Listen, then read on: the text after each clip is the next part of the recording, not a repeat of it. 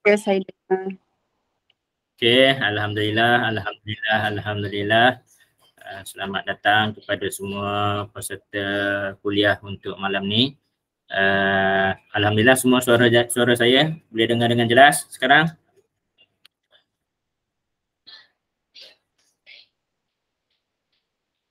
Boleh dengar semua?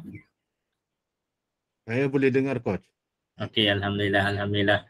Okey, tanpa kita membuang masa lagi, kita buka majlis kita dengan ummul kitab Al-Fatihah.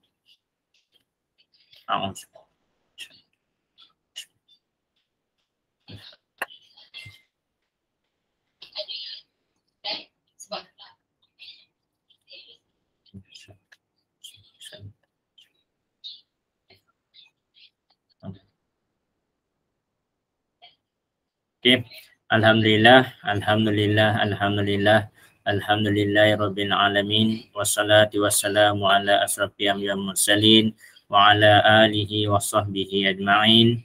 Amma ba'd, bersyukur kita kehadrat ilahi kerana dengan limpah dan kurnianya dapat kita bertemu lagi pada malam ini, pada minggu yang seterusnya pada hari ini, iaitu 21 Februari tahun 2023, di mana pada malam ini juga insya-Allah kita akan membincangkan dua topik pada malam ni, di mana topik yang pertama adalah pembentangan daripada Ustaz Sinar, lanjutan daripada topik minggu lepas, iaitu mengenai tauhid, membedah kitab menjawab 101 persoalan tauhid. Okey, dibentangkan oleh Ustaz Sinar Ruqyah. Kemudian saya akan sambung dengan topik ulang kaji ciri-ciri dukun dan juga bomoh. Okey, tanpa membuang masa dengan lebih lanjut, saya menyerahkan majlis kepada Ustaz Sinar untuk meneruskan kuliah bagi sesi yang pertama. Assalamualaikum warahmatullahi wabarakatuh. Alhamdulillah, bersyukur kita kepada Allah dipertemukan lagi pada kuliah Ruqyah online mingguan kita. Sebelum saya teruskan, saya meminta coach untuk ambil alih dulu sekejap majlis kita ini. Saya kena tutup dulu skrin dan mute handphone, mute ni mikrofon sebab ada benda saya kena ambil. Lepas tu saya akan datang balik lebih kurang seminit dari sekarang. Saya tutup dulu skrin saya dan juga mute mikrofon saya. Nanti saya akan datang balik dalam lebih kurang seminit dari sekarang. Okey, alhamdulillah tak apa, sementara kita menunggu Ustaz Sinar untuk bersedia. InsyaAllah, terima kasih saya mengucapkan kepada semua peserta yang mana saya melihat ada beberapa nama yang begitu istiqamah setiap minggu. Alhamdulillah, Masya Allah, Tabarakallah.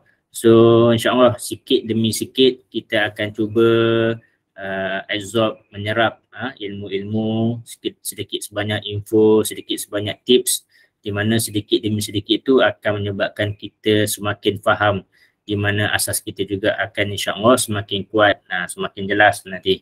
Okey, alhamdulillah. Selain daripada itu juga, saya juga mengingatkan kuliah pada malam ini adalah percuma. Namun saya sangat menggalakkan, mengalu-alukan sebarang sumbangan infak ataupun hadiah kepada kami, para admin, untuk atas usaha kami, atas penat lelah saya dan juga Ustaz Sinar dalam menyediakan teks, menyediakan slide dan sebagainya. Tapi tiada paksaan, so terpulang atas masing-masing nak sumbangkan berapa banyak, RM5 pun tak ada masalah, RM10 pun tak ada masalah, supaya dengan sedikit sumbangan dan imbuhan tu menambahkanlah sikit semangat kami para admin untuk menyebarkan ilmu. Sebab nak menyediakan slide ni merupakan salah satu komitmen yang tinggi juga. Okey, nak menyediakan slide, nak mencari nota yang bersesuaian, dan yang paling mustahak nak menyampaikan nota ni dalam bentuk yang mudah untuk difahami. Sebab kami juga faham peserta kuliah online ni dia datang daripada pelbagai latar belakang background. Ada yang memang dah ada asas rawatan Islam, alhamdulillah. Ada yang memang sudah pun masuk ke tahap advance, alhamdulillah, masya-Allah. Dan ada yang memang baru nak berjinak-jinak dengan rawatan Islam. So biasanya topik yang kami nak sampaikan di sini agak biasanya yang topik-topik light lah, perbincangan umum yang nak supaya kita lebih faham dari segi asas dia. Okey, insya-Allah juga tajuk saya pada malam ini adalah Ustaz Sinar pun sudah kembali. Okey, alhamdulillah, kita tunggu sebentar. Okey, alhamdulillah Ustaz Sinar pun sudah kembali. Okey, saya sekali lagi menyerahkan majlis kepada Ustaz Sinar untuk meneruskan kuliah. Alhamdulillah Rabbil Alamin, bersyukur kita kepada Allah. Saya tadi sudah sediakan beberapa buku untuk rujukan sekiranya perlu, tapi buku utama yaitu buku ini menjawab 101 persoalan tauhid pula. Bila saya cek di sebelah saya belum ada. Jadi saya ambil tadi buku tersebut daripada bilik bacaan saya supaya untuk memudahkan saya merujuk. Okey, kuliah kita pada malam ini adalah kesinambungan daripada kuliah yang lalu. Sekarang kita masuk kepada ilmu tauhid. Ilmu tauhid ini sangat penting, bukan sahaja dalam dunia atau ilmu ruqyah syariah, tapi penting dalam kehidupan kita sebagai Muslim. Apabila tauhid kita salah atau akidah kita salah, bahawa peluang kita masuk neraka lebih cerah. Apabila tauhid kita lurus, akidah kita benar pada jalan yang lurus, seperti yang disebut selalu dalam Al-Fatihah, ihdinas siratal mustaqim. Ya Allah, tunjukkanlah kami jalan yang lurus, maka kita berpeluang masuk surga terus. Sekarang saya akan buka slide.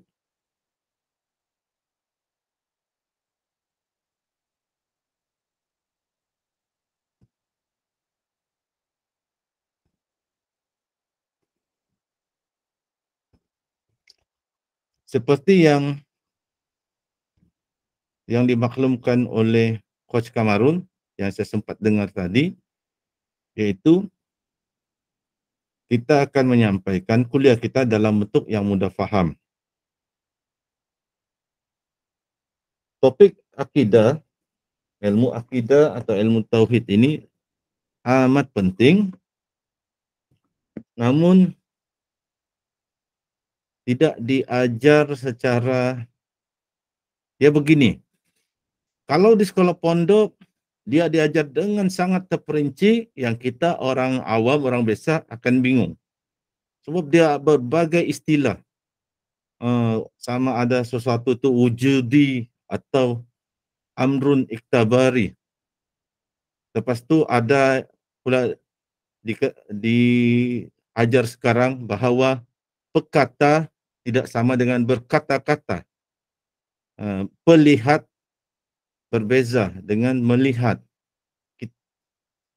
Kalau yang kurang asas, amat sukar untuk memahami. Dan ilmu tauhid juga diajar di sekolah-sekolah rendah dan sekolah menengah. Dan apabila diajar sekolah rendah dan sekolah menengah, sebenarnya itu yang terbaik, kita diajar dengan mudah. Tapi karena terlalu mudah, kadang-kala kita tidak paham juga. Bila kita sudah dewasa, kita tidak dapat aplikasikan apa yang kita belajar di sekolah rendah, di sekolah menengah. Kecuali orang yang memang aliran agama. Di sekolah memang aliran agama, dia masuk universiti aliran agama atau dia suka hadir kuliah-kuliah agama, dia akan mudah faham. Jadi pada malam ini, kita akan melihat kepada ilmu tauhid dari sudut praktikal dan sudut mudah faham, untuk supaya kita boleh kaitkan dengan ilmu ruqyah syariah yang kita pelajari, dan untuk memudahkan kita memahami dan mengamalkan pengetahuan berkenaan dengan ilmu tauhid atau ilmu akidah ini, supaya kita tidak mudah untuk mengenal mana ajaran yang sesat, mana yang bukan sesat, mana yang ajar benar agama, mana yang sebenarnya Tok Guru menyamar saja, menunjukkan keistimewaan seolah-olah dia boleh membuat miracle, keajaiban, tapi sebenarnya ia bukan mengajar ilmu agama yang benar.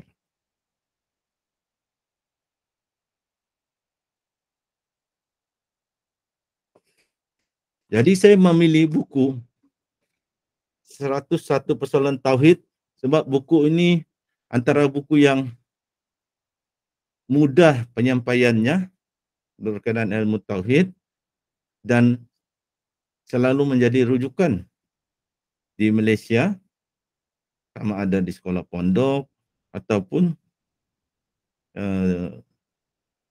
di kuliah-kuliah umum. Cuma orang yang tidak biasa belajar ilmu tauhid ni mungkin tidak akan mengetahui buku ini.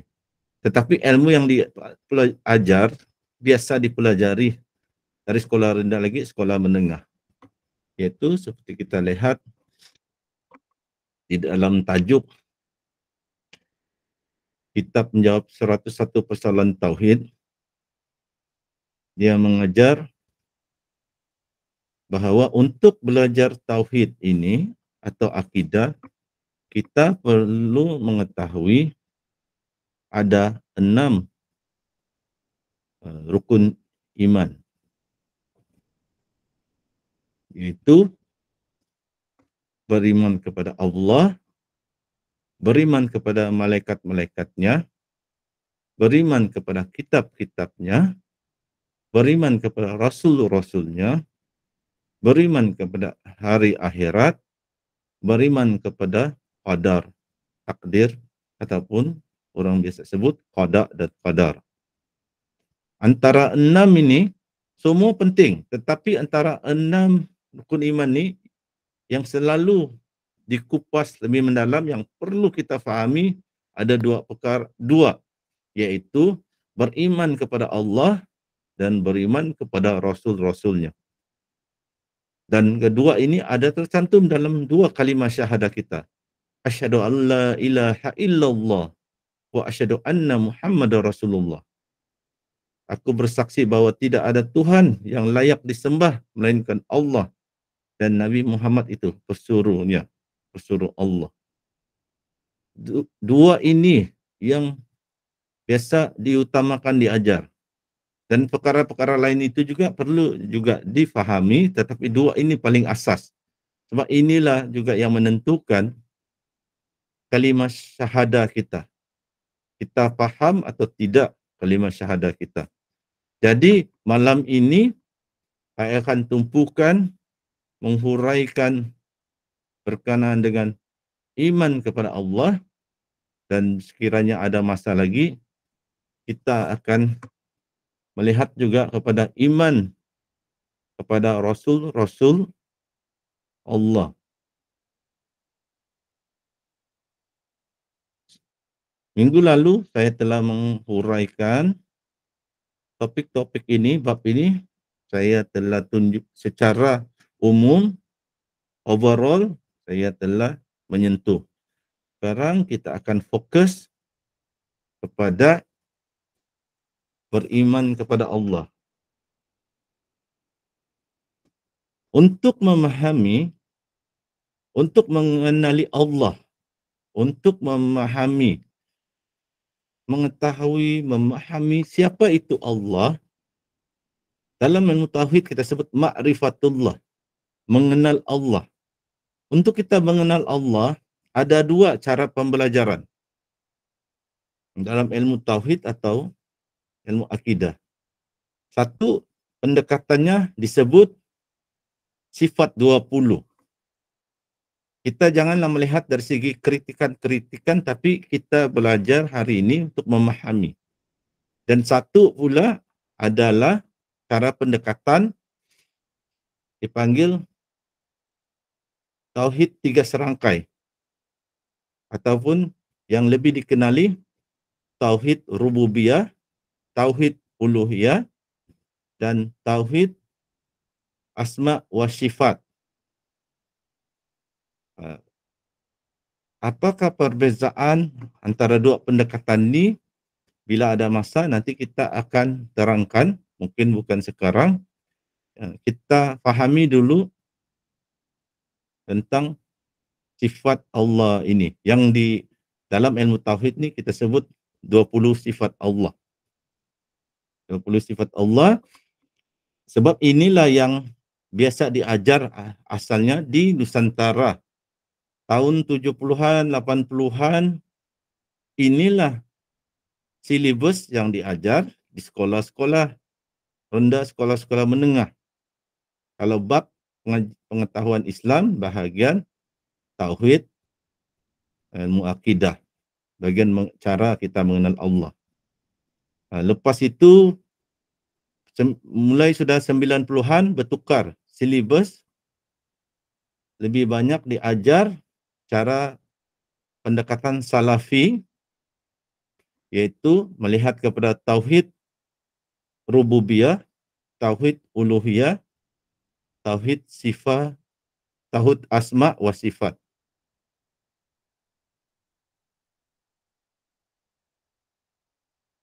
Dikatakan kita kena memahami dulu sebelum kita melihat tentang 20 sifat Allah ini, kita kena faham. Ulama mengatakan apabila kita ingin belajar, ulama tauhid belajar berkenaan mengenali Allah, kita tidak dapat belajar tentang zat Allah. Kita tidak akan dapat belajar zat Allah sebab kita tidak tahu zat Allah ni bagaimana. Kita hanya dapat melihat Allah apabila di akhirat kelak. Kita masuk surga, baru Allah menampakkan dirinya di akhirat. Ada secara beberapa ayat termasuk dalam surah Yasin yang menunjukkan bahawa kita boleh melihat Allah di akhirat kelak. Memang ada pendapat minoriti mengatakan walaupun di akhirat kita tidak dapat melihat Allah. Tapi pendapat majoriti ulama kita dapat melihat Allah di akhirat. Maka kita hanya tahu bagaimana rupa zat Allah di akhirat kelak. Jadi di dunia untuk kita mengenal Allah supaya kita tidak tertipu kepada pihak-pihak lain yang mengaku Allah. Kita jumpa dalam mimpi atau kita kononnya ikut tarikat sufi, tiba-tiba cahaya muncul mengatakan dia Allah, kita tidak akan tertipu dan percaya cahaya putih yang terang benderang waktu malam itu adalah Allah. Malah ada kisah seorang tokoh ulama sufi terkenal, Syekh Abdul Qadir Jalani, apabila muncul cahaya besar mengatakan dialah Allah, dia halau terus. Dia kata jangan tipu saya wahai iblis. Dia tahu sebab cahaya yang datang tu dia katakan Syekh Abdul Qadir Jalani, pengasas tarikat Qadariyah, dia telah mencapai makam yang tertinggi, maka dia tidak sudah wajib solat, puasa dan menjalankan rukun iman. Bila dia cahaya itu berkata demikian, dia dah tahu dah itu bukan Allah. Dia halau, dia tidak perlu bertanya dengan sesiapa. Dia tahu. Sebab itu bukan sifat Allah. Syariat apabila sudah turun yang dibawa oleh Nabi Muhammad SAW, syariat asas tidak sudah berubah. Nabi Muhammad adalah penutup dan dia tidak lagi berubah syariat Nabi Muhammad. Itulah yang terakhir.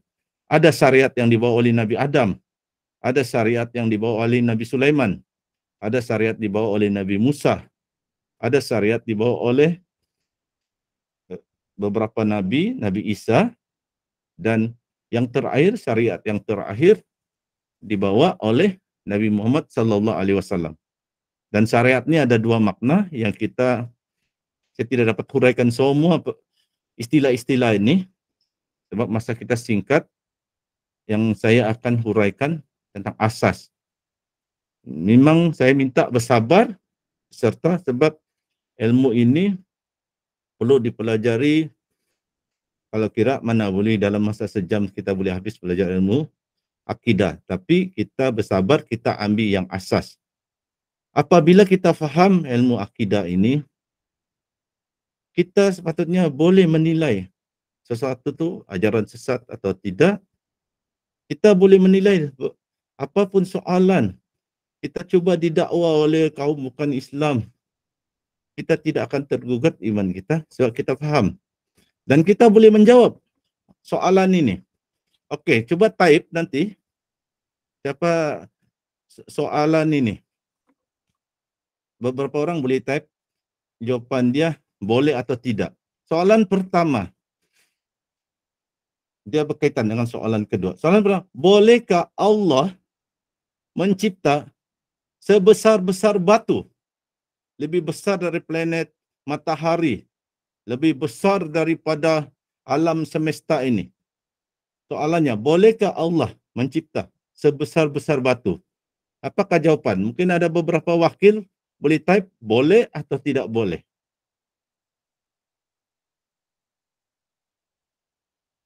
Alhamdulillah. Nampak ramai yang faham bahawa Allah boleh mencipta batu sebesar-besarnya. Sebab Allah maha berkuasa. Okey, saya teruskan soalan.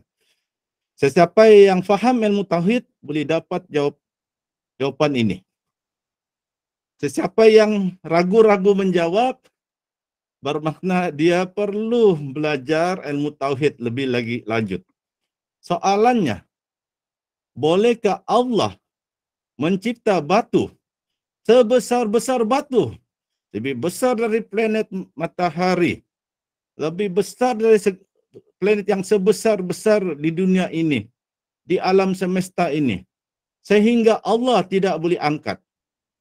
Bolehkah Allah mencipta sebesar-besar batu, lebih besar dari planet matahari, sehingga dia tidak boleh angkat? Ramai yang tidak boleh jawab dengan segera. Ada boleh jawab dengan segera, ada yang faham, ada yang tidak boleh. Nak jawab bolehkah? Nak jawab tidak boleh. Jadi ada orang yang tahu dapat jawab dengan cepat sebab dia faham. Ada orang, terutama anak-anak kita, remaja, ada yang didakwa oleh missionary, ditanya soalan-soalan seperti itu, mereka akan terdiam, terfikir, apa jawapannya? Bolehkah Allah mencipta sebesar-besar batu? Sangat besar. Kalau orang Sabah, kalau dia kata besar tu kan, kalau sangat tu, dia akan panjang dia punya apa orang kata, dia punya mat. Sangat besar. Sehingga Allah tidak boleh angkat. Alhamdulillah, ramai yang tanpa ragu-ragu menjawab. Tapi kena faham, tidak ramai yang boleh menjawab ini dengan cepat. Kalau dikatakan bolehkah Allah mencipta sebesar-besar batu, orang boleh jawab dengan cepat. Tapi ada sahabat kita, ada anak-anak kita yang tidak dapat jawab dengan cepat. Dia akan berfikir sejenak. Dia akan, ya macam mana jawapan tu? Jadi kalau orang faham ilmu tauhid, dia boleh jawab soalan tu. Jadi kita boleh jawab soalan-soalan itu, yang jenis-jenis begitu, soalan-soalan tricky, soalan-soalan menguji minda, apabila kita fahami ilmu tauhid. Iaitu pertama, ilmu mengenal Allah. Kita mengenal Allah bukan dengan belajar sifatnya. Allah ni ada rambut kah, ada hidung kah, ada telinga kah? Kita tidak tahu. Yang kita tahu surah Al-Ikhlas. Qul wallahu ahad, Allahus samad, lam yalid wa lam yulad wa lam yakul lahu kufuwan ahad. Allah tidak serupa dengan mana-mana makhluk pun. Semua di dunia ini adalah makhluk ciptaan Allah. Hanya Allah sahaja yang pencipta. Al-Khaliq. Kita semua makhluk. Kita, binatang, planet, masa, ruang, semua adalah makhluk. Malaikat adalah makhluk, manusia adalah makhluk, jin setan adalah makhluk, batu adalah makhluk, planet adalah makhluk. Tidak ada yang serupa dengan Allah. Beza dengan agama lain. Kalau ada agama lain, mereka menggambarkan Tuhan itu bermuka gajah, Tuhan itu banyak tangan. Ada mengatakan Tuhan itu ada anak. Ada mengatakan Tuhan boleh mati, lepas itu hidup semula. Tidak perlulah kita sebut agama mana yang mengatakan begitu. Sebab kuliah kita ini akan nanti muncul di YouTube. Nanti kena ban pula video YouTube. Nanti dikatakan menghina agama lain. Tapi inilah ajaran agama kita. Bagi kita agama Islam lah. Agama yang hak, agama yang benar. Dan bagaimana kita belajar memahami Allah. Ulama kita zaman dulu telah menyusun silibus belajar 20 sifat Allah. Dan kita kena hati-hati sebab ada sahabat-sahabat kita, terutama golongan salafi, terutama macam di salafi di Indonesia, mereka mengejek siapa yang belajar sifat 20. Sebab dia kata, adakah Allah hanya 20 sifat? Kesiannya kamu nih. Menyempitkan, menghadkan sifat Allah 20 sifat. Sebenarnya sifat Allah tidak terbatas. Sifat-sifat kebaikan dipanggil sifat kamal, kamaliat, yaitu sifat-sifat yang menunjukkan keagungan Allah tidak terbatas. Mana kita ada belajar hadis Nabi 99 Asmaul Husna, dan di dalam nama-nama Allah tu yang 99 ada menerangkan sifat-sifat Allah juga. Dan walaupun hadis mengatakan 99 nama Allah sebenarnya bukan 99. Ulama mengatakan lebih banyak, beribu. Cuma yang diketahui manusia 99. Yang diketahui jin dan malaikat ada lebih banyak lagi. Dan kita kena berhati-hati. Ada pula ajaran sesat, coba menyeludup masuk, keluarlah ajaran nama Allah 100. Yang diketahui 99. Siapa tahu nama yang ke-100 itu dia akan menjadi power. Doanya mesti makbul. Betul ada hadis Nabi tentang nama yang ke-100 dipanggil Ismul Azam. Tapi kena hati-hati, banyak ajaran sesat mengajar kononnya mencari nama yang ke-100 sehingga tersesat jalan. Ada tuh kadang-kadang konon rahsia, ini nama rahsia. Last kali dia panggil nama tuh sebutan yang ganjil, tidak pernah kita dengar dalam bahasa Arab. Macam-macam lah, Karajin lah, macam-macam. Sedangkan sebenarnya ada hadis Nabi yang membagi hint apakah nama Allah yang ke-100 itu. Dan sebenarnya bukan juga ini bilangan nama Allah hanya 100. Ada banyak. Jadi inilah yang kita kena pelajari. Dan kenapa kita sifat 20 nih? Sifat 20 nih ulama mengajar paling minimum Allah, suatu zat yang dikatakan Allah, ia mesti ada paling minimum ada 20 sifat. Kalau kurang dari 20 sifat itu, walau kurang satu, dia ada 19 sifat. Tapi kurang satu, dia bukan Allah. Kalau tiba-tiba ada orang, Fir'aun kah, atau zaman sekarang pun kadang-kadang muncul, bukan sekadar nabi palsu, muncul mengaku dia Tuhan. Kita lihat, dia cukupkah 20 sifat itu? Asal satu kurang pun, apa tadi kalau kurang 5 sifat, 6 sifat, dia bukan Allah. Jadi itu cara kita mengenal Allah, untuk menentukan Allah atau tidak, sesuatu itu zat itu Allah atau bukan, suatu entiti itu. Ini yang kita akan lihat. Macam contoh Firaun, dia mengaku dia Allah. Betulkah dia Allah? Dia mengaku dia Tuhan. Sifat dia ada mempunyai, dia hidup, betul dia hidup, dia wujud, dia betul dia wujud. Tapi adakah dia kidam? Dia muncul, dia terus ada? Tidak, dia dilahirkan. Adakah dia baqa, kekal selama-lama? Tidak, Firaun telah mati. Daripada 20 sifat itu pun ada beberapa sifat dia tidak dapat penuhi. Bermakna dia bukan Allah. Batu, bulan, adakah Allah? Apakah sifat Allah? Antaranya sifat Allah dia hidup. Adakah batu hidup? Tidak. Matahari adakah hidup? Tidak. Bulan adakah hidup? Tidak. Dia benda tidak bernyawa. Ni antara sifat Allah, ilmu. Dia maha bijaksana. Adakah batu maha bijaksana? Bulan maha bijaksana. Matahari bijaksana. Ada zaman dahulu agama Majusi sembah matahari. Bijaksana ke api. Majusi dia sembah api. Adakah api itu bijaksana? Bolehkah kita suruh api itu atau matahari belajar ABC, belajar bahasa Inggris? Sampai bila-bila pun mereka tidak akan pandai berkata-kata. Sedangkan salah satu sifat Allah adalah ia boleh berkata-kata. Jadi itu bukan Allah. Tapi ramai yang masih tidak berapa paham, dia ada hafal. Dia hafal nasid sifat 20 ni. Tapi dia tidak faham kepentingan memahami sifat Allah ni, sehingga kan dia takut ajaran sesat. Orang berlakon sebagai guru tasawuf, dia tersesat. Jadi sekarang kita akan lihat, okey, ada 20 sifat Allah yang seperti yang saya tulis yang tertera di skrin. Yang ini yang ditulis dalam buku menjawab 101 persoalan tauhid. Tapi kita akan melihat yang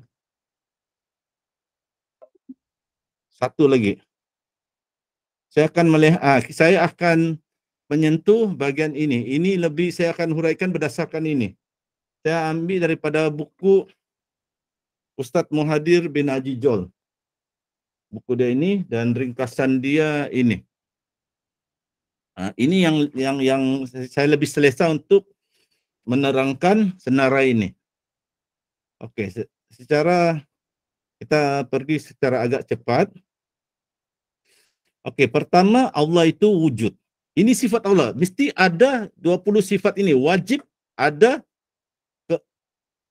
kepada zat yang dikatakan, yang dinamakan Allah. Tuhan. Bukan sekadar Tuhan biasa, tetapi Tuhan yang kita dalam Islam kita sebut Allah. Dia mesti ada 20 sifat yang wajib mesti ada dia. Tidak boleh kurang. Kalau sesiapa mengaku Tuhan, tapi satu sifat pun dia kurang daripada 20 sifat itu, jelaslah dia bukan Allah. Dia mengaku-mengaku saja. Jadi sifat Allah yang mesti wajib ada pada dirinya, pertama dia mesti wujud. Kalau tidak wujud, bukan Allah. Allah wujud. Ataupun dalam bahasa Malaysia kita bilang dia ada. Kedua, Allah itu kidam. Atau dalam bahasa Melayu, dia sedia ada. Dia tidak dilahirkan. Ada dalam surah Al-Ikhlas. Ia tidak dilahirkan. Dia wujud sebelum masa ini wujud. Sebab masa juga dicipta oleh Allah. Sebelum masa wujud, Allah telah wujud. Allah telah wujud sebelum masa. Bagusnya kalau buku Ustadz Muhadir, dia ada, cuma bukan senang faham, perlu ada ikut kursus, atau kuliah tauhid baru. Ustadz Muhadir dia ada buat gambar raja lagi untuk memudah faham. Allah wujud. Sebelum Allah tidak ada sesiapa pun yang wujud. Sebab apa yang ada di dunia ini Allah yang ciptakan. Masa itu Allah juga ciptakan, ruang pun Allah ciptakan. Manusia Allah cipta, bumi, planet, bima sakti, galaksi Allah yang cipta. Jadi Allah ini sedia ada, dia tidak dilahirkan. Lepas itu dikatakan Allah itu baqa, kekal. Allah tidak mati. hancurnya bumi ini, hancurnya, matinya manusia, kiamatnya dunia ini, Allah tetap wujud. Malaikat pun akan mati. Allah tetap wujud, sedia kala. Fir'aun dia mengaku dia Allah, tapi dia mati. Ada orang mengatakan Yesus itu Tuhan. Nabi Isa itu Tuhan. Tapi dia wujud, dia betul wujud. Dia sedia ada, tidak, dia dilahirkan. Dilahirkan oleh Maryam. Dalam orang putih kata namanya Virgin Mary. Adakah Yesus itu kekal? Dia pernah mati. Dalam ajaran Nasrani, dia pernah mati. Lepas itu konon hidup kembali. Dia tidak memenuhi syarat sebagai baka, kekal. Dia pernah mati. Jadi Yesus itu bukan Allah, bukan Tuhan. Kita lihat lagi pula. Mukhalafatuhu lil hawadis. Sifat Allah, dia berlainan dengan sekalian makhluk. Allah tidak sama dengan makhluk. Apa yang kita terfikir, di fikiran kita, itu bukan Allah. Kita tidak tahu macam mana rupa Allah. Sebab kita tidak pernah melihat dan Allah tidak pernah menghuraikan zatnya seperti mana. Allah cuma menyatakan sifatnya. Dalam surah Al-Fatihah ada Bismillahirrahmanirrahim. Dengan nama Allah yang Maha Pengasih dan Penyayang. Dia mempunyai sifat pengasih dan penyayang. Kita boleh belajar sifat Allah. Tetapi kita tidak tahu zat Allah. Hanya di akhirat kelak, ganjaran yang tertinggi, terbesar yang kita akan peroleh bukan semata-mata masuk surga. Setelah kita masuk surga, Allah memperlihatkan dirinya kepada kita. Baru kita dapat lihat bagaimana zat Allah. Di dunia ini kita tidak tahu. Jadi sesiapa yang cuba mengajar ilmu-ilmu sesat, macam-macam ada. Dia kata Allah di dalam diri kita berada di dalam Allah. Konsep wahdatul wujud atau hulul. Manusia, makhluk boleh bersatu dengan Allah. Apabila kita kata manusia boleh bersatu dengan Allah, Allah di dalam kita di dalam Allah, konsep wahdatul wujud, kita telah berkata sesuatu yang bertentangan dengan sifat Allah yang berlainan dengan sekalian makhluk. Kita menyamakan Allah dengan makhluk. Jadi tidak boleh sebenarnya. Kita kena berhati-hati bila berkata-kata. Sebab salah satu sifat Allah adalah berlainan dengan sekalian makhluk. Jadi kita kena faham nih, Allah tidak sama dengan segala makhluk. Dan ini ada dinyatakan di dalam surah Al-Ikhlas. Seterusnya, qiyamuhu binafsihi, yaitu Allah berdiri dengan sendiri. Bukan maksudnya kita bayangkan Allah berdiri. Teman-teman, tapi Allah ini independen. Dia tidak bergantung dengan sesiapa. Dia boleh mentadbir seluruh alam ini tanpa dibantu. Dia tidak perlu mencipta malaikat. Dia sendirinya, satu-satunya dia zat yang dia boleh tadbir alam semesta ini tanpa, kalau dia ingin tidak mencipta malaikat, dia boleh tadbir. Malaikat itu bukan perlu dia cipta untuk sekadar membantu dia. Takut nanti dia penat kan, macam manusia pandai penat. Jadi perlu ada ketua organisasi, perlu ada kaki tangan. Allah dia boleh tadbir. Dan ada dalil dalam ayat kursi. Allah Maha Berkuasa. Dia boleh tadbir seluruh alam ini tanpa perlu ada bantuan. Itulah maksudnya secara ringkas, qiyamuhu binafsihi. Ia berdiri dengan sendiri. Dia independen. Dia tidak bergantung harap dengan sesiapa. Seterusnya, wahdaniyah. Allah itu Maha Esa. Allah bukan tiga, tidak ada dalam Islam mengajar Tuhan Bapa, Tuhan Anak, Ruhul Kudus. Ada Ruhul Kudus dalam Islam, tapi Ruhul Kudus merujuk kepada malaikat Jibril. Bukan dalam ajaran seperti ajaran lain. Ruhul Kudus itu dikatakan juga adalah sebahagian daripada Tuhan, Trinity, ataupun dalam bahasa Indonesia Trinitas. Tiga dalam satu. Tuhan kononnya dikatakan tunggal, ataupun ada lagi bahasa Indonesia Tritunggal.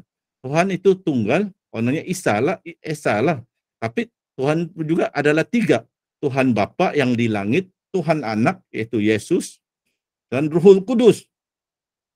Ruhul Kudus ini yang boleh masuk ke dalam badan manusia. Jadi ulama-ulama mereka kononnya boleh kata-kata mereka ini seolah-olah kata para nabi. Sebab konon Ruhul Kudus Tuhan masuk ke dalam badan. Dia boleh mengeluarkan fatwa dan kononnya itu kata-kata Tuhan. Itu pahaman mereka. Dalam kita punya ajaran agama, Allah itu wahdaniyah. Allah itu esa, tidak berbilang-bilang. Saya lajukan, nanti kita akan ulang kaji juga ilmu tauhid ini. Kita belajar dulu asas, terutama orang-orang yang tidak paham, yang selama ini kurang paham tentang ilmu tauhid ini. Seterusnya dikatakan Allah itu antara sifatnya iradah atau iradat, itu Allah berkendak atau berkemahuan. Allah itu dia boleh berkendak.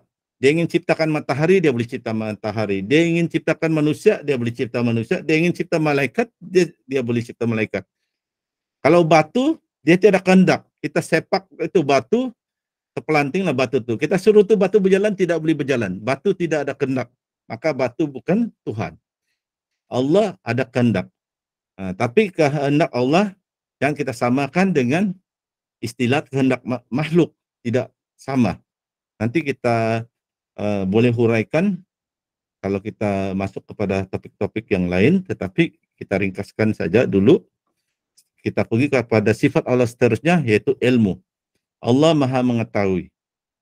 Jadi kalau ada makhluk di dunia ini mengaku sebagai Tuhan, tapi bodoh, tidak pun lulusan universiti, yang dia tahu pandai memukau orang saja, banyak pengikut, siapalah namanya? Ayapin kah? Dia kata dia pernah pergi ke langit kah? Berjumpa dengan Allah dan dia dilantik.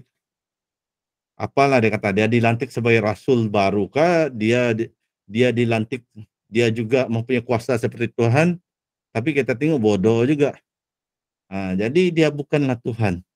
Sebab Tuhan Maha bijaksana. Kalau siapa yang bodoh itu dia bukan mau mengaku Tuhan, dia sudah tidak memenuhi syarat. Sifat Allah adalah dia berilmu, yaitu dia Maha bijaksana. Tidak ada yang dapat melawan kebijaksanaan Allah.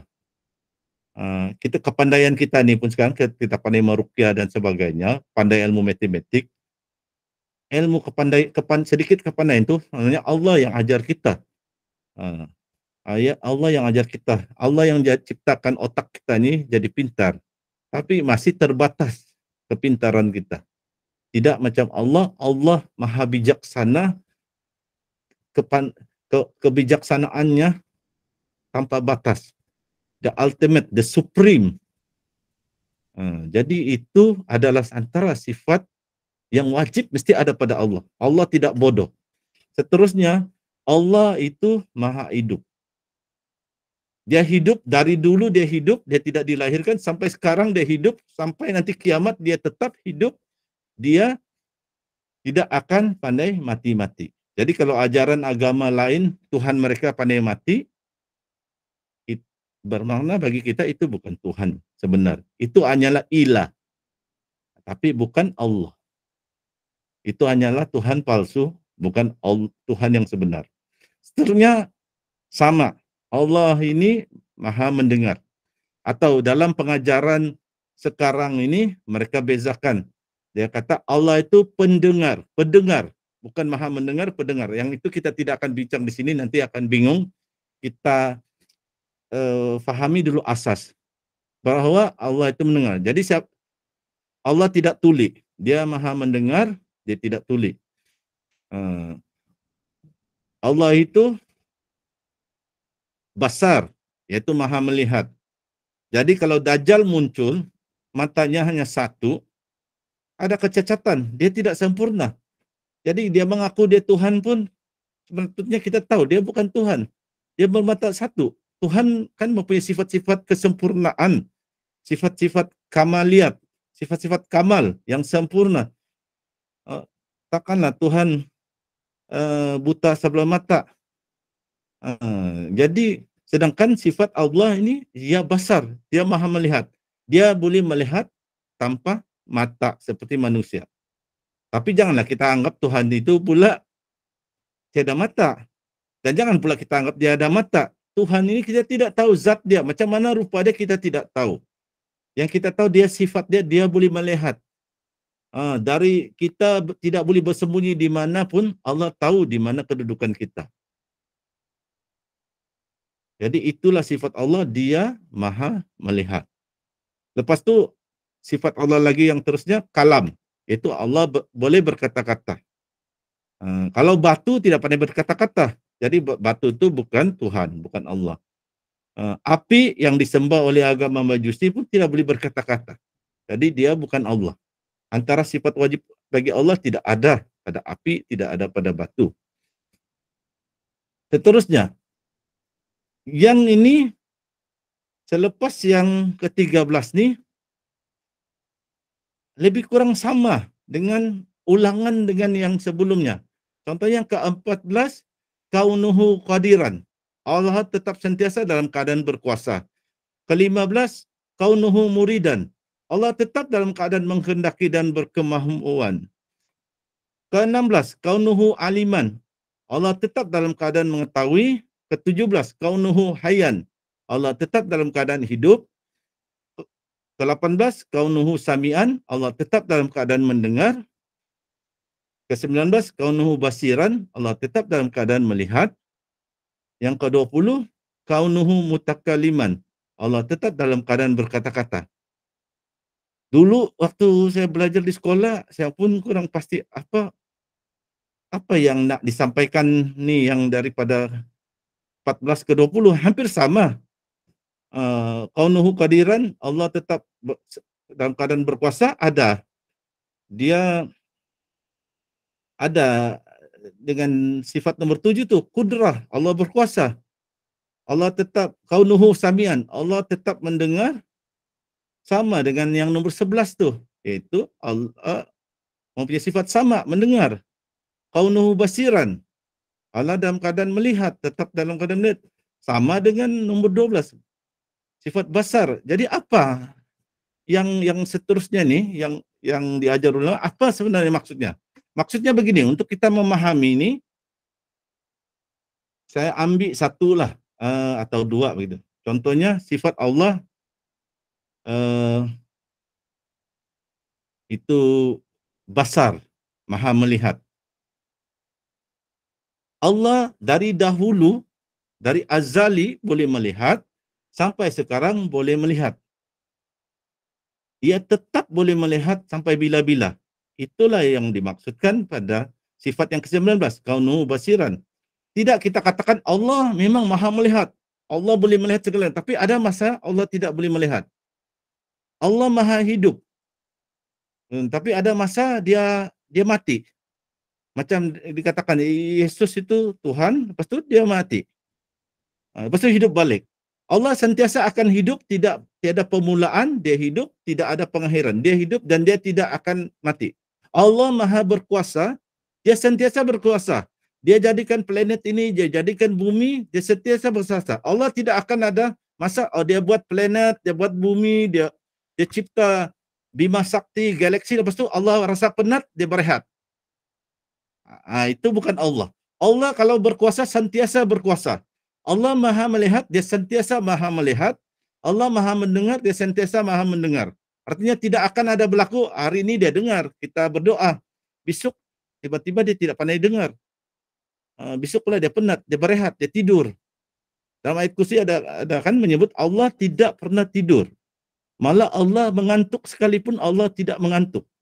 Itulah maksudnya, kalau dia dikatakan Allah bersifat kaunuhu qadiran, dia sentiasa berkuasa. Dia tidak akan pernah lemah, tidak pernah dia buat planet matahari, dia ciptakan bumi, dia ciptakan galaksi dengan kun fayakun, jadi maka jadilah. Lepas tu dia rasa penat, dia berehat dulu. Sebab dalam agama lain ada mengatakan Allah mencipta dunia ini, lepas tu dia berehat. Pada hari ke-6 atau hari ke-7 dia berehat. Bagi kita orang Islam, itu bukan Allah. Sesiapa yang boleh rasa penat, boleh berehat, itu bukan Allah. Sebab Allah sifatnya kaunuhu qadiran. Sentiasa berkuasa. Tidak pernah lemah, tidak pernah penat. Itulah maksudnya. Kalau kaunuhu aliman, Allah sentiasa bijaksana, sentiasa mengetahui. Tidak pernah akan Allah, hari ini dia bijaksana, besok dia pandai pelupa. Itu bukan Allah. Dan daripada kita belajar sifat Allah, kita tahulah jawapan, bolehkah Allah mencipta sebesar-besar batu? Allah Maha berkuasa, dia boleh mencipta sebesar-besar batu. Tapi bolehkah Allah mencipta sebesar-besar batu hingga dia tidak boleh angkat? Jawapannya memang dengan jelas tidak boleh, sebab ia bercanggah dengan sifat Allah, yaitu Allah bersifat kaunuhu qadiran, sentiasa berkuasa. Dia boleh berkuasa mencipta sebesar-besar batu, batu yang kita tidak pernah lihat, lebih besar daripada planet Mars, lebih besar daripada planet Matahari. Dia sentiasa kuat. Tapi dia, dan itulah sifatnya, dia sentiasa kuat, kaunuhu qadiran. Jadi tidak akan ada Allah, dia cipta batu yang dia sendiri tidak boleh angkat. Sebab jika begitu, itu satu kelemahan. Dia boleh pula cipta satu batu, lepas tu batu yang besar dia sendiri tidak boleh angkat. Bermakna dia tidak kuat. Itu bukan sifat Allah. Sifat Allah dia sentiasa kuat. Dan Allah Maha bijaksana. Dia tidak akan nanti iblis pergi trik Allah, Allah kau ciptalah batu sebesar-besar batu. Terus Allah cipta besar batu, dia tidak boleh angkat, terus dia terhimpit. Terus Allah mati. Mana boleh? Allah tidak bersifat itu. Itu bercanggah dengan sifat Allah. Jadi memang kalau ada soalan daripada missionary mengatakan, atau ada soalan-soalan, sebenarnya soalan ini ada dalam ilmu tauhid juga untuk menguji kefahaman kita berkenaan Allah. Allah Maha berkuasa, dan bukan sekadar Maha berkuasa, dia mesti ada 20 sifat wajib. Ia juga sentiasa berkuasa, sentiasa bijaksana. Allah tidak akan buat sesuatu yang bodoh. Allah tidak akan buat sesuatu yang lepas tu dia tidak kuasa. Dia buat batu, lepas tu dia sendiri tidak boleh angkat. Itu bukan sifat Allah. Jadi kalau kita belajar tentang sifat Allah ini, kita akan tidak mudah tertipu dengan berbagai ajaran sesat. Oke, itu ringkasan dia. Dan daripada sifat Allah yang wajib ada, maka ada juga sifat yang dikatakan 20 sifat mustahil bagi Allah. Bukan maksudnya 20 sifat mustahil itu sifat ada pada Allah. Tidak. Dikatakan 20 sifat ini mustahil ada pada Allah. Dan biasanya ia bertentangan dengan sifat yang wajib mesti ada pada Allah. Antaranya seperti yang disenaraikan, tapi kita boleh lihat dalam bentuk perbandingan. Dia berlawanan. Sekiranya kita kata sifat wajib mesti ada pada Allah, dia mesti wujud. Dia bukan tiada, dia bukan tiada. Jadi yang mustahilnya, Allah bersifat Adam. Adam maksudnya tiada. Berlawanan. Tidak boleh, tidak adalah mustahil. Allah itu tidak ada. Kalau kita katakan Allah itu kidam, dia sedia ada. Jadi sifat yang mustahil bagi dia adalah hudud, yaitu baharu, yaitu dia contohnya dilahirkan oleh seorang ibu. Itu bukan Allah. Allah dia sedia ada dari dahulu lagi, sebelum masa diciptakan Allah telah wujud. Tidak ada, Allah itu awal dan akhir. Tidak ada sebelum Allah dan tidak ada selepas Allah. Allah jadi adalah kidam. Jadi yang mustahil kalau orang itu dilahirkan dikatakan dia Tuhan, tidak. Itu sifat baharu, hudus, boleh dilahirkan. Jadi dia bertentangan dengan sifat Allah. Begitu juga baqa, lawan kepada sifat baqa adalah binasa, yaitu Allah akan boleh binasa atau boleh mati. Itu sifat mustahil. Mustahil ada pada Allah. Allah tidak akan binasa. Allah sentiasa kekal, baqa. Jadi kita teruskan pergi sifat Allah berbeza dengan sekalian makhluk. Jadi lawannya yang sifat mustahil dikatakan Allah bersifat sama dengan makhluk. Mustahil Allah bersifat sama dengan makhluk. Seterusnya Allah ini berdiri sendiri. Jadi mustahil Allah berhajat kepada yang lain. Dan kita kena hati-hatilah sebab ada orang kadang-kadang tersilap, tersasul kata-kata, dia kata Allah mencipta malaikat untuk membantunya, mentadbir alam. Allah tidak perlu bantuan. Allah bersifat qiyamuhu bi nafsihi, independen, berdiri sendiri. Dia tidak perlu bantuan. Ada terangkum dalam surah Al-Ikhlas. Jadi kalau Allah cipta malaikat bukan kerana untuk bantu dia. Kalau tiada malaikat dia tidak boleh tadbir negara alam ini semesta, bukan itu. Jadi kadang-kadang ada orang tersasar, dia kata Allah cipta malaikat untuk membantu. Allah tidak perlu bantuan sesiapa. Kita yang perlu bantuan Allah. Seterusnya wahdaniyah, Allah Maha Esa. Yang mustahil ada pada sifat Allah, dia berbilang-bilang. Allah tidak 3, Allah tidak 10, Allah tidak 100. Bukan macam ada agama lain. Dia kata Allah, Tuhan ini ada banyak. Bagi kita orang Islam, Allah adalah wahdaniyah. Allah itu hanya Esa, satu-satunya. Begitu juga kudrah, kuasa. Jadi lawannya sifat mustahil, ajzun, lemah. Allah tidak pernah lemah. Allah berkehendak, kita tidak boleh, dia yang sifat tidak boleh, mustahil ada pada Allah, terpaksa. Allah tidak terpaksa mencipta matahari, Allah tidak terpaksa mencipta malaikat, Allah tidak terpaksa mencipta manusia. Itu keputusan dia. Dia nak cipta, dia cipta. Artinya itu dia punya sifat iradah. Dia tidak akan terpaksa. Dia keputusan dia sendiri. Apa yang dia mau buat. Bukan macam manusia. Kita kerja dengan satu jabatan, kita kerja dengan satu syarikat, kita kuli-kuli, terpaksa ikutlah bos punya arahan. Maka kita tidak suka. Bos suruh datang overtime, terpaksa juga overtime. Sebab kita tiada pilihan. Kita tidak ada kuasa untuk menentukan. Lainlah kalau kita bos bekerja. Berbeza dengan Allah. Allah tidak boleh dipaksa. Dia mempunyai sifat iradah. Kemauan dia sendiri. Apa yang dia ingin lakukan. Seterusnya ilmu. Lawan kepada ilmu, sifat jahil. Bodoh. Allah tidak bodoh. Sifat haya. Allah maha hidup. Jadi kalau Allah ada dikatakan Tuhan tapi pandai mati, lepas itu hidup semula mereka katakan, bagi kita itu bukan Allah. Sebab Allah sentiasa hidup, dia tidak akan mati. Jadi adalah mustahil sifat mati itu ada pada Allah. Kalau kita katakan Allah maha mendengar, maka lawannya Allah tidak peka. Kalau sesiapa peka mengaku Allah, dia bukan Allah. Sesiapa peka mengaku dia Tuhan, dia bukan Tuhan. Begitu juga Allah maha melihat. Sifat yang mustahil ada pada Allah, Allah itu tidak melihat, buta. Tidak akan ada sifat itu pada Allah. Mustahil ada sifat kelemahan itu. Kalau dikatakan Allah maha berkata-kata, maka mustahil Allah bersifat bisu. Jadi dia berlawanan. 20 sifat wajib berlawanan dengan 20 sifat yang mustahil pada Allah. Kesimpulan dia, sifat Allah ada banyak, tetapi paling minimum mesti ada 20 sifat ini ada, barulah itu zat itu dikatakan Allah. Sesiapa pandai mengaku dialah Tuhan, tetapi tidak memenuhi ini sifat nih, 20 sifat, maka bukanlah dia Tuhan yang sebenar. Contohnya yang ke-14, Allah tetap sentiasa berkuasa. Kalau ada hari ini Allah berkuasa, tiba-tiba esok Allah penat. Dikatakanlah konon Tuhan hari ini berkuasa, tapi besok Tuhan mau berehat, penat. Itu bukan Tuhan yang sebenar, itu direka-reka.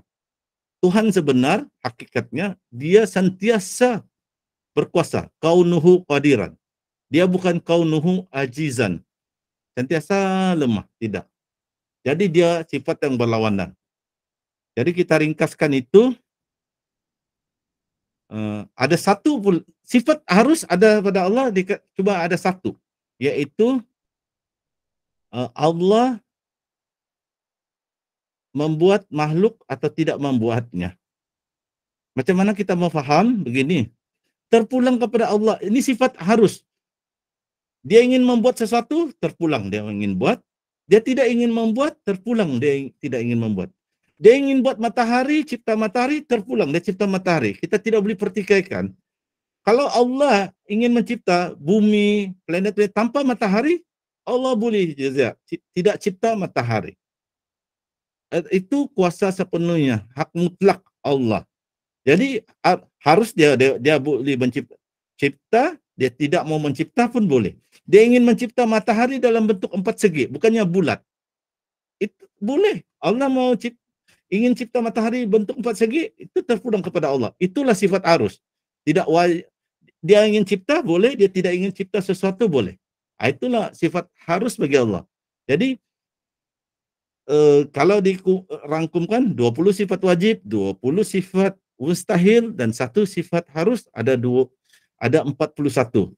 Dan ilmu tauhid yang membincangkan sifat Allah dan juga membincangkan sifat para rasul, dikatakan juga ilmu itu sebagai ilmu sifat 50, yaitu 20 sifat wajib bagi Allah, campur lagi 20 sifat mustahil, sudah 40, campur lagi 1 sifat harus, 41, campur 4 sifat wajib bagi Rasul, campur lagi 4 sifat mustahil ada pada Rasul, dan 1 sifat harus bagi Rasul, semuanya 50. Dan ada setengah dalam pelajaran ilmu tauhid ini dikatakan sifat 50. Artinya dia campur dengan mempelajari sifat Rasul.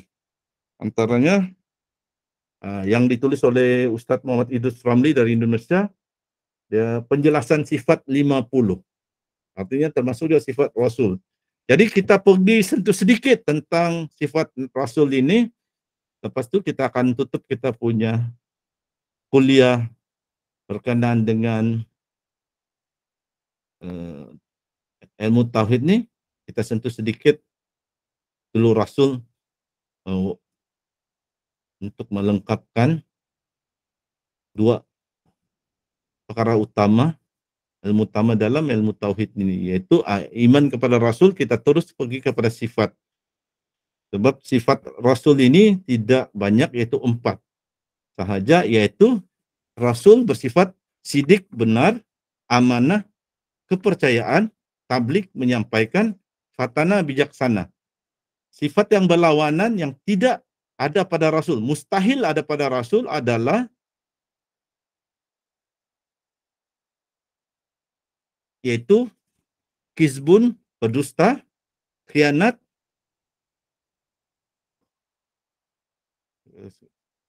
nanti kita akan sambung juga, saya ringkaskan sejak yang ini, yang iman kepada Rasul, mungkin akan datang, kita boleh ulang kaji balik. Sidik, benar, lawannya kizbun, berdusta. Amanah, lawannya khianat. Tablik, menyampaikan, lawannya kitman, menyembunyikan. Fatana, bijaksana, lawannya balada atau jahil, bodoh. Ini satu yang kita kena ingat. Ini sifat wajib bagi Rasul. Sidik, benar, amanah, dia boleh dipercayai, dia tablik, menyampaikan, dia fatana, bijaksana.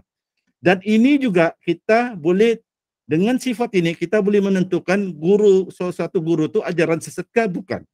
Sebab kebanyakan ulama yang benar mempunyai 4 sifat ini. Mereka punya sifat-sifat ulama yang benar menghampiri sifat Rasul. Sifat mereka tidaklah sesempurna Rasul. Keamanahan mereka, kebijaksanaan mereka tidaklah sebijaksana Rasul. Keamanahan mereka tidaklah dapat lawan dengan keamanahan Rasul. Tetapi ulama adalah pewaris Nabi. Mereka ada 4 sifat nih. Jadi kalau ada tok guru, kedapatan tok guru tuh bodoh-bodoh. Kalau orang sahabat cakap palui, bodoh. Macam jawab soalan pun bodoh-bodoh. Bermakna mungkin bukanlah ulama betul tuh. Kita tinggalkanlah. Sebab ulama yang sebenar, dia menyerupai sifat Nabi. Dia seorang yang ulama tuh bijaksana. Bukan seorang yang bodoh. Kalaulah ada guru mengajar kunun ilmu tasawuf, sebenarnya bukan ilmu tasawuf, ilmu kesaktian. Dia kata dia tasawuf.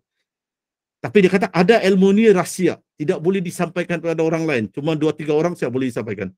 Tinggalkan terus guru tuh, sebab guru tuh dia tidak mempunyai sifat tablik, menyampaikan. Sedangkan dalam Islam, ilmu benar mesti disampaikan, tidak boleh disembunyikan. Kita boleh tidak mengajar ilmu itu kerana sebab tertentu. Macam budak baru sekolah rendah, mana kan kita ajar dia ilmu tahap universiti. Tapi kita tidak akan sembunyi ilmu tu, kita tetap akan ajar bila tiba masanya. Kalau ada orang yang mengatakan ilmu mengenal diri, aku di dalam dia, dia di dalam aku, tapi ini ilmu rahsia dia katakan, sudah bercanggah dengan sifat menyampaikan. Ilmu mesti disampaikan, ilmu yang betul. Jadi di sana kita sudah tahu guru itu, guru mungkin ajaran sesat. Sebab guru yang betul, ulama yang betul, dia pun mesti ada sifat sidik, benar. Dia mesti ada sifat amanah, dia mesti ada sifat menyampaikan, dia tidak sembunyi ilmu, dan guru itu mesti bijaksana.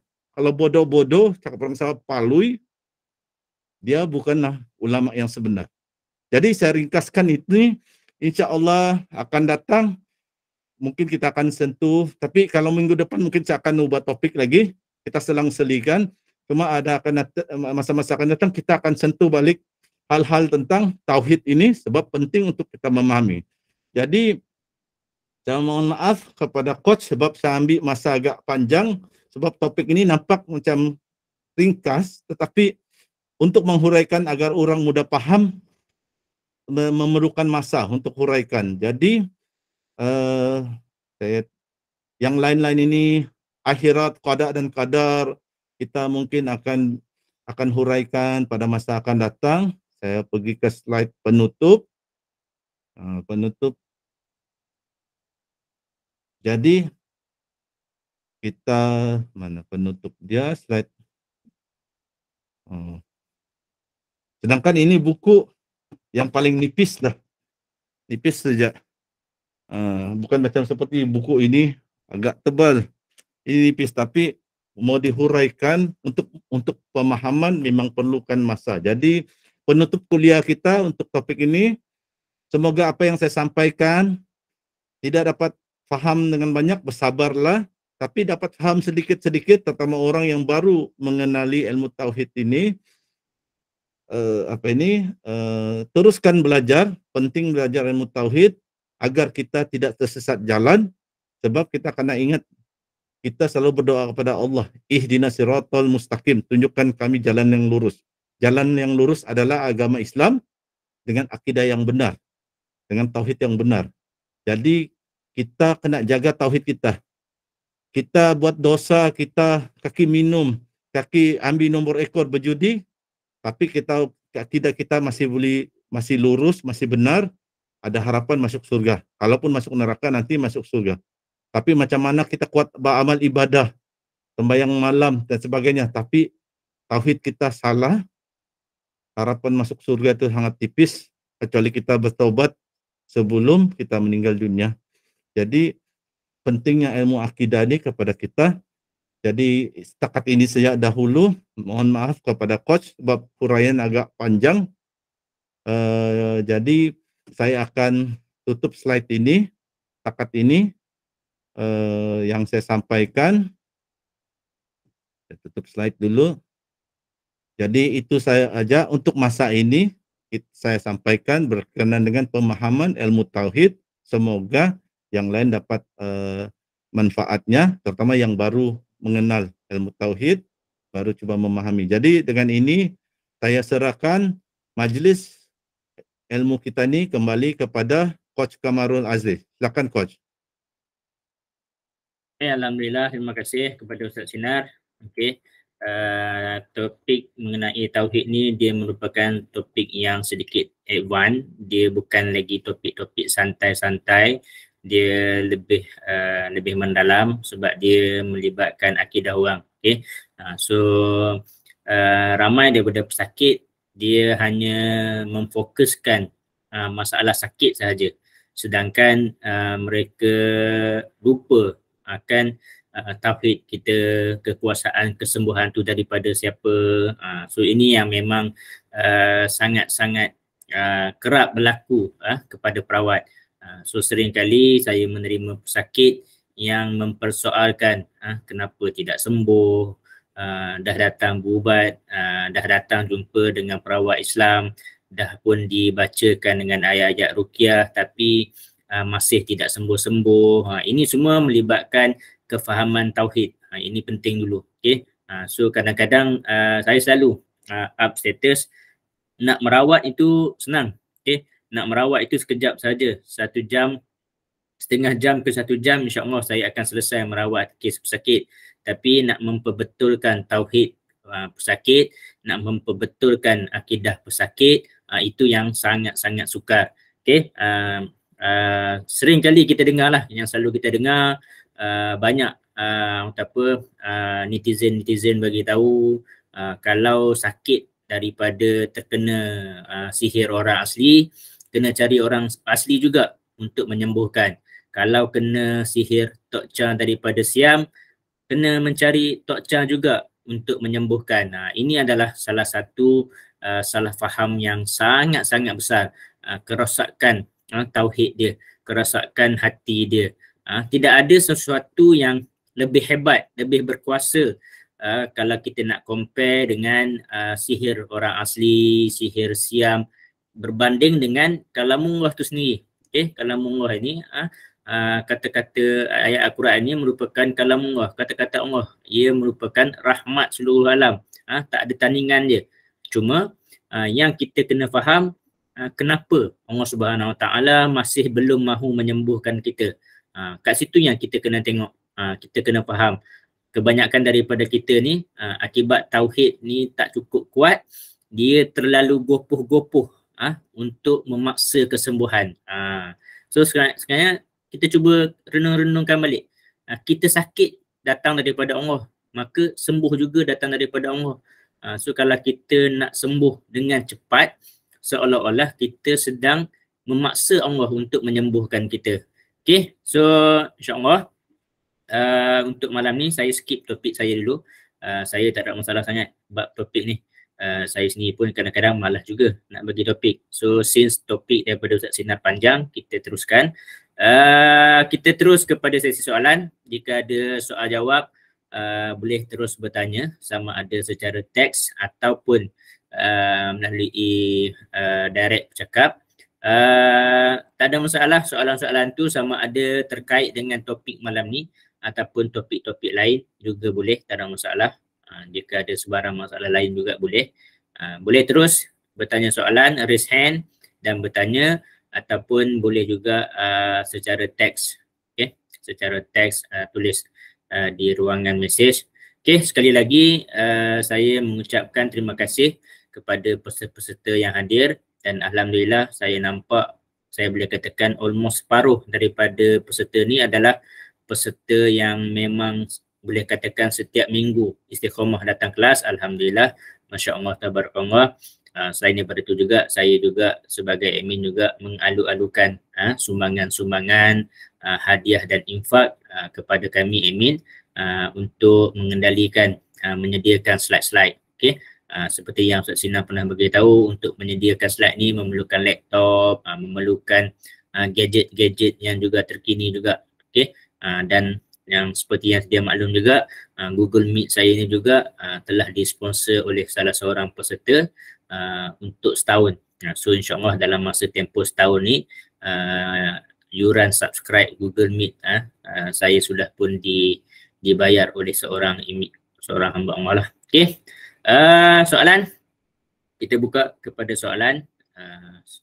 Jika ada soalan. Okay.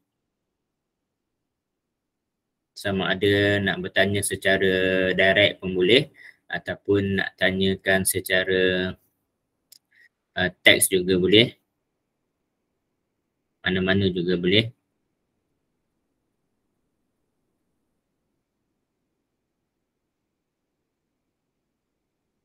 Ada soalan yang nak ditanyakan?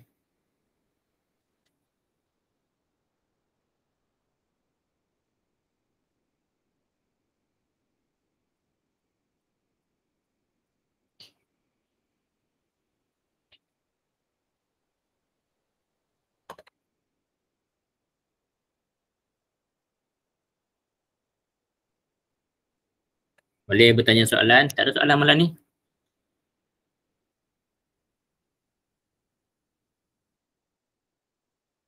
Kalau tidak tanya soalan, kami yang nanti tanya soalan. Peserta jawab untuk memastikan faham atau tidak.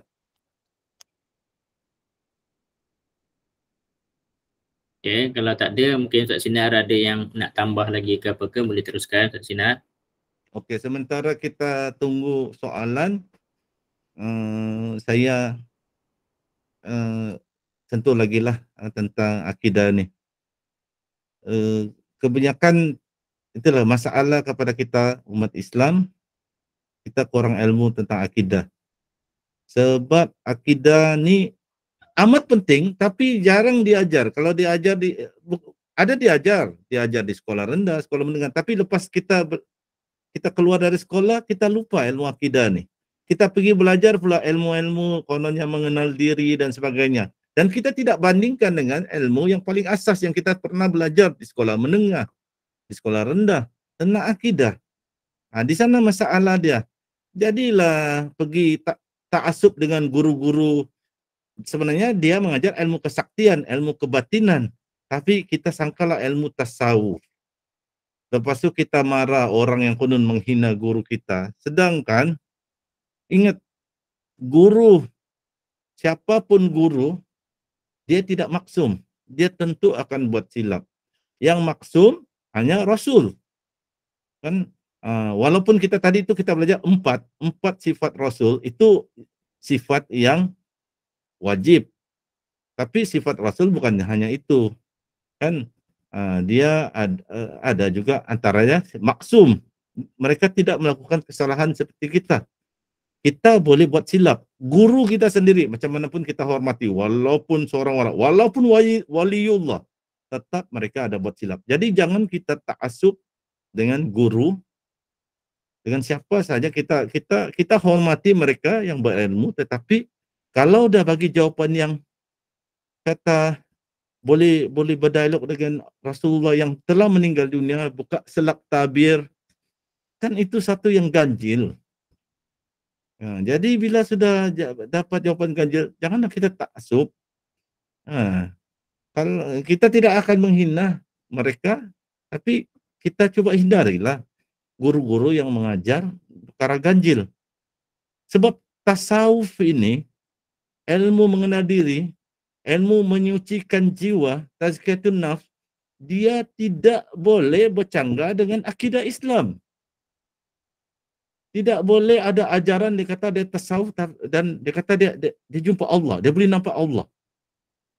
Memang salah. Tapi jadi artinya kita terus hindarkan. Kita dengar dia cakap dia ada jumpa Allah kemarin, semalam. Kita tinggalkan teruslah guru tu. Macam mana pun kita sangat minat dengan guru tu. Asal guru tu ajar sesuatu yang bertentangan dengan ajaran agama, kita tinggalkan. Mulai dah. Ada soalan, coach boleh kita tengoklah soalan, kita jawab.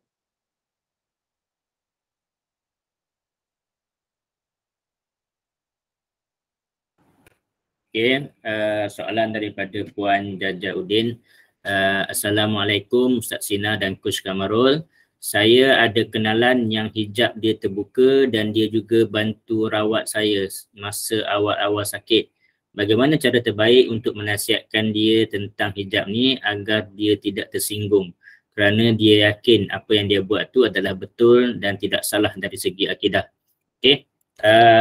Ini adalah topik hijab terbuka, nampak alam gaib, boleh nampak jin, boleh nampak hantu dan sebagainya ni. Kita kena faham dulu.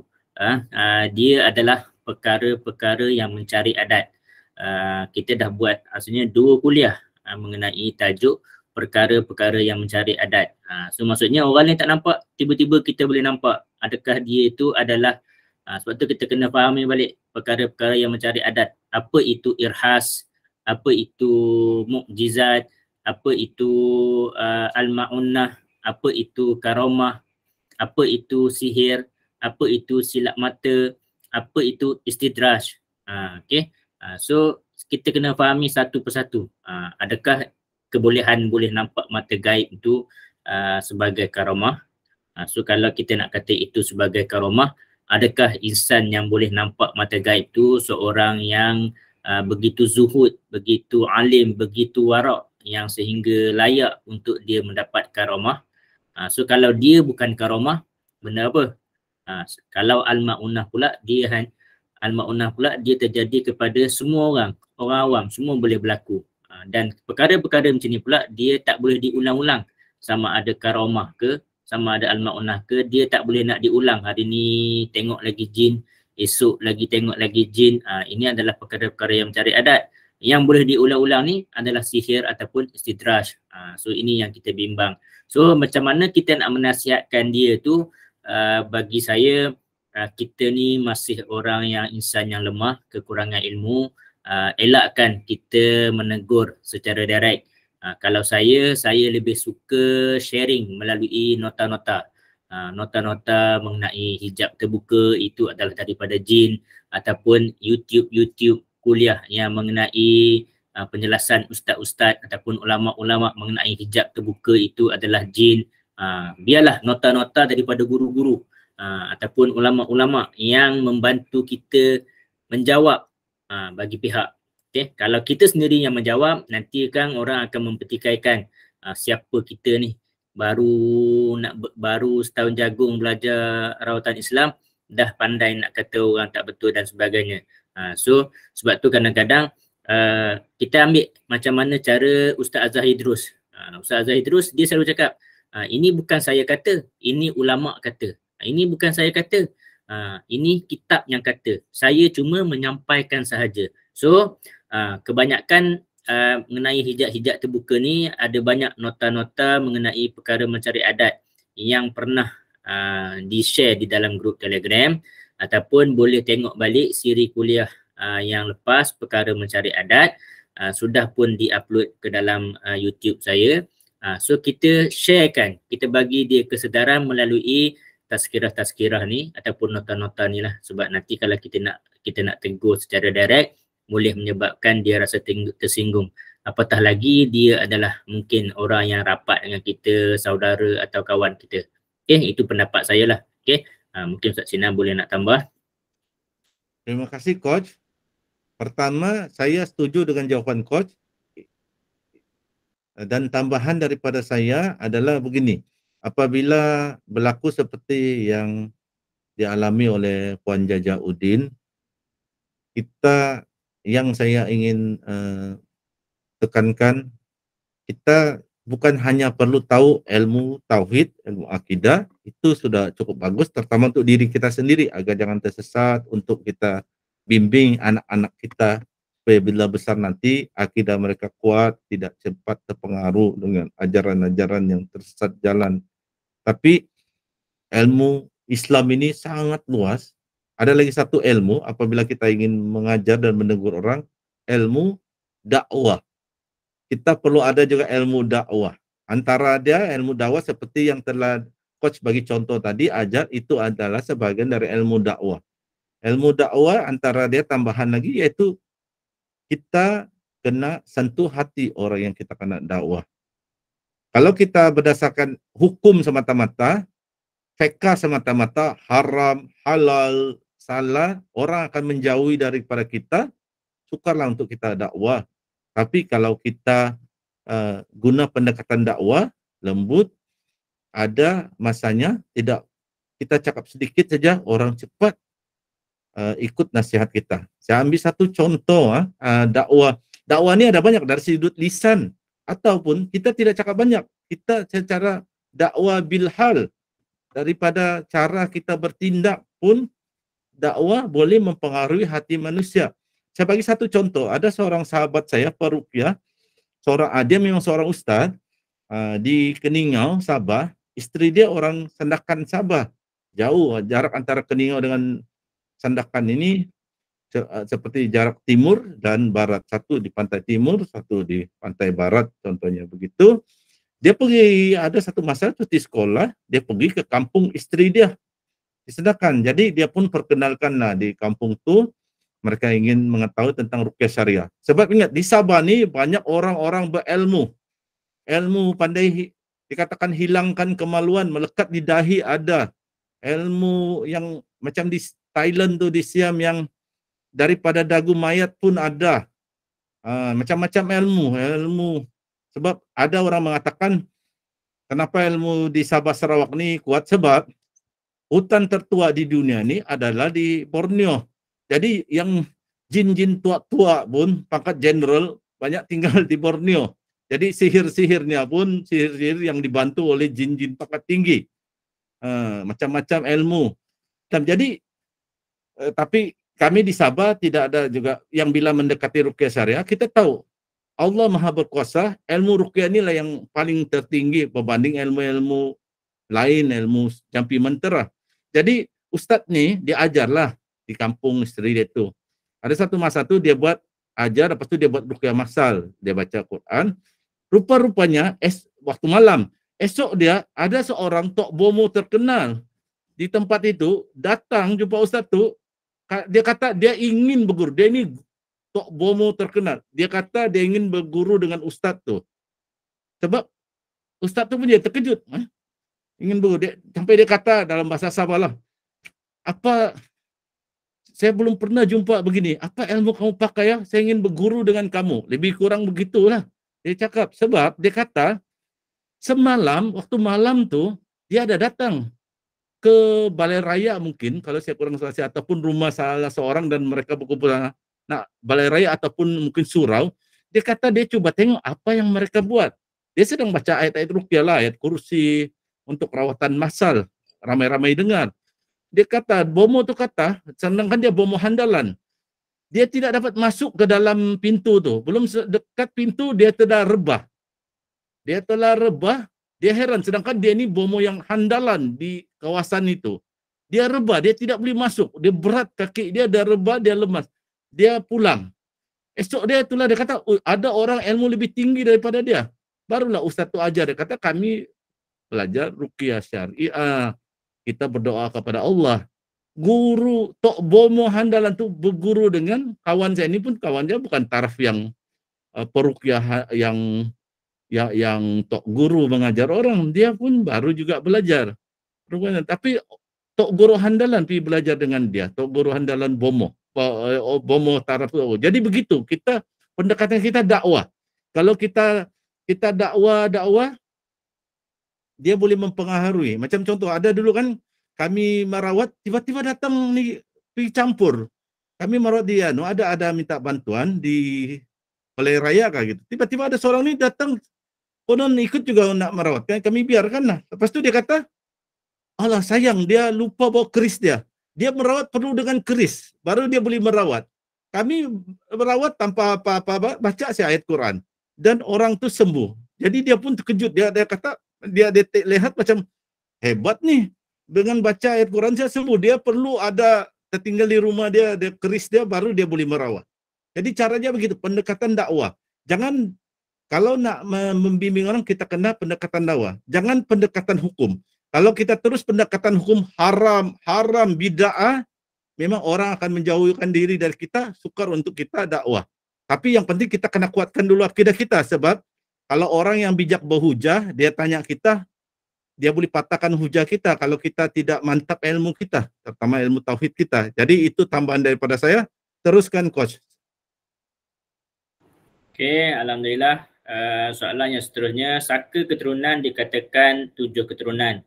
Ada saka yang berkaitan dengan mohon anak. Contohnya di mana diberi anak ramai, tapi ada setiap ahli keluarga anak akan ada pasangan dan tidak akan berkahwin. Saka seperti ini tidak dikatakan sebagai saka. Benarkah atau tidak?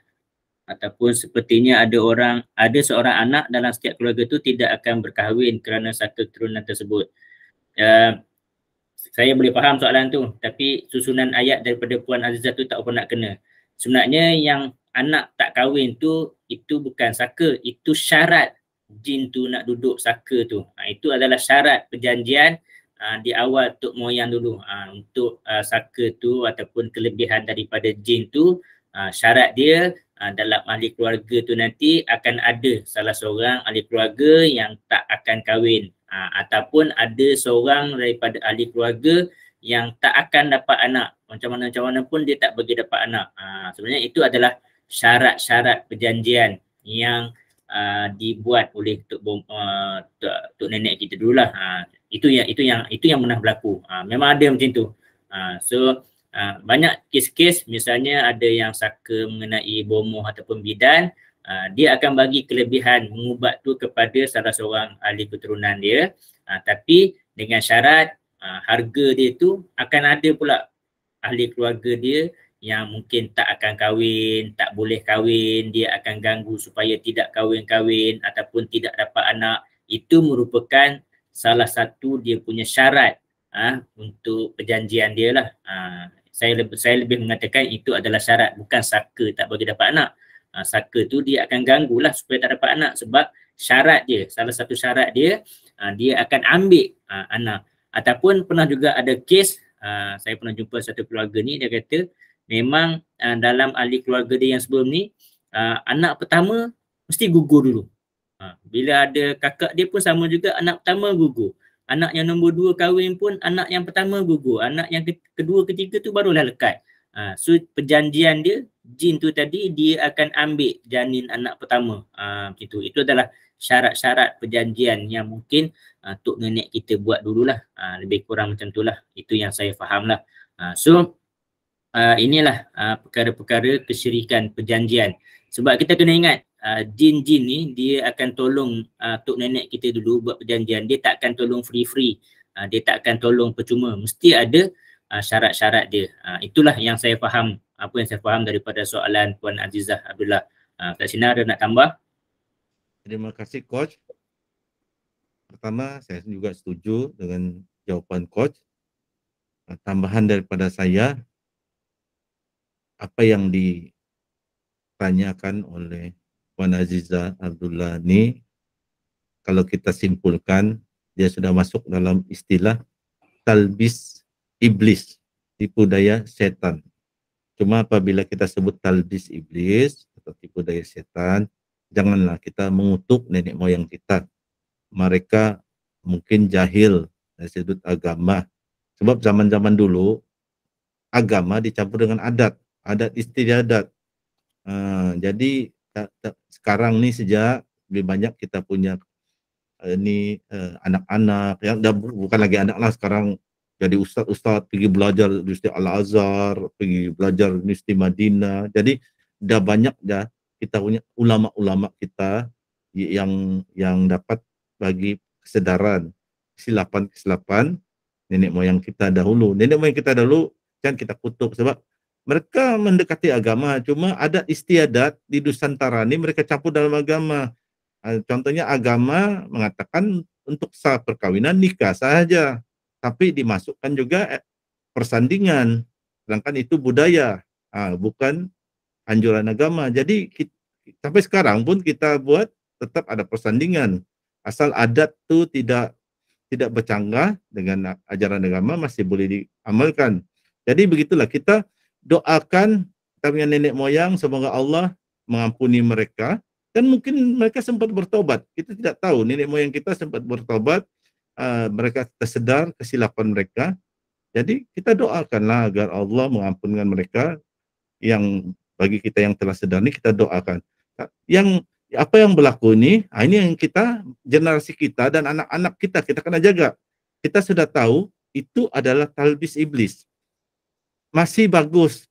Perjanjian itu cuma dapat anak ramai, tapi ada akan anak yang tidak berkawin, contohnya tidak akan baik. Itu syarat dia masih. Karena ini iblis, setan nih, dia bagi syarat. Apa syarat untuk kita yang nampak macam bagus, tapi sebenarnya ada syarat tuh yang melanggar agama. Itu masih bagus. Kalau ada yang orang belajar ilmu yang teruk, dia punya syarat. Lagi antara dia, kalau dia mau kekalkan ada ilmu sesuatu tuh dia belajar, dia buat perjanjian dengan jin bahwa dia perlu berzina. Setiap bulan dia perlu berzina. Ada di Indonesia cerita yang ilmu dia tuh dia tidak boleh mandi dalam berapa hari, dia mesti berzina dengan wanita berapa tempo, setiap bulan kah, setiap minggu. Yang lebih teruk lagi, antara syarat dia kata mesti berzina dengan mahram.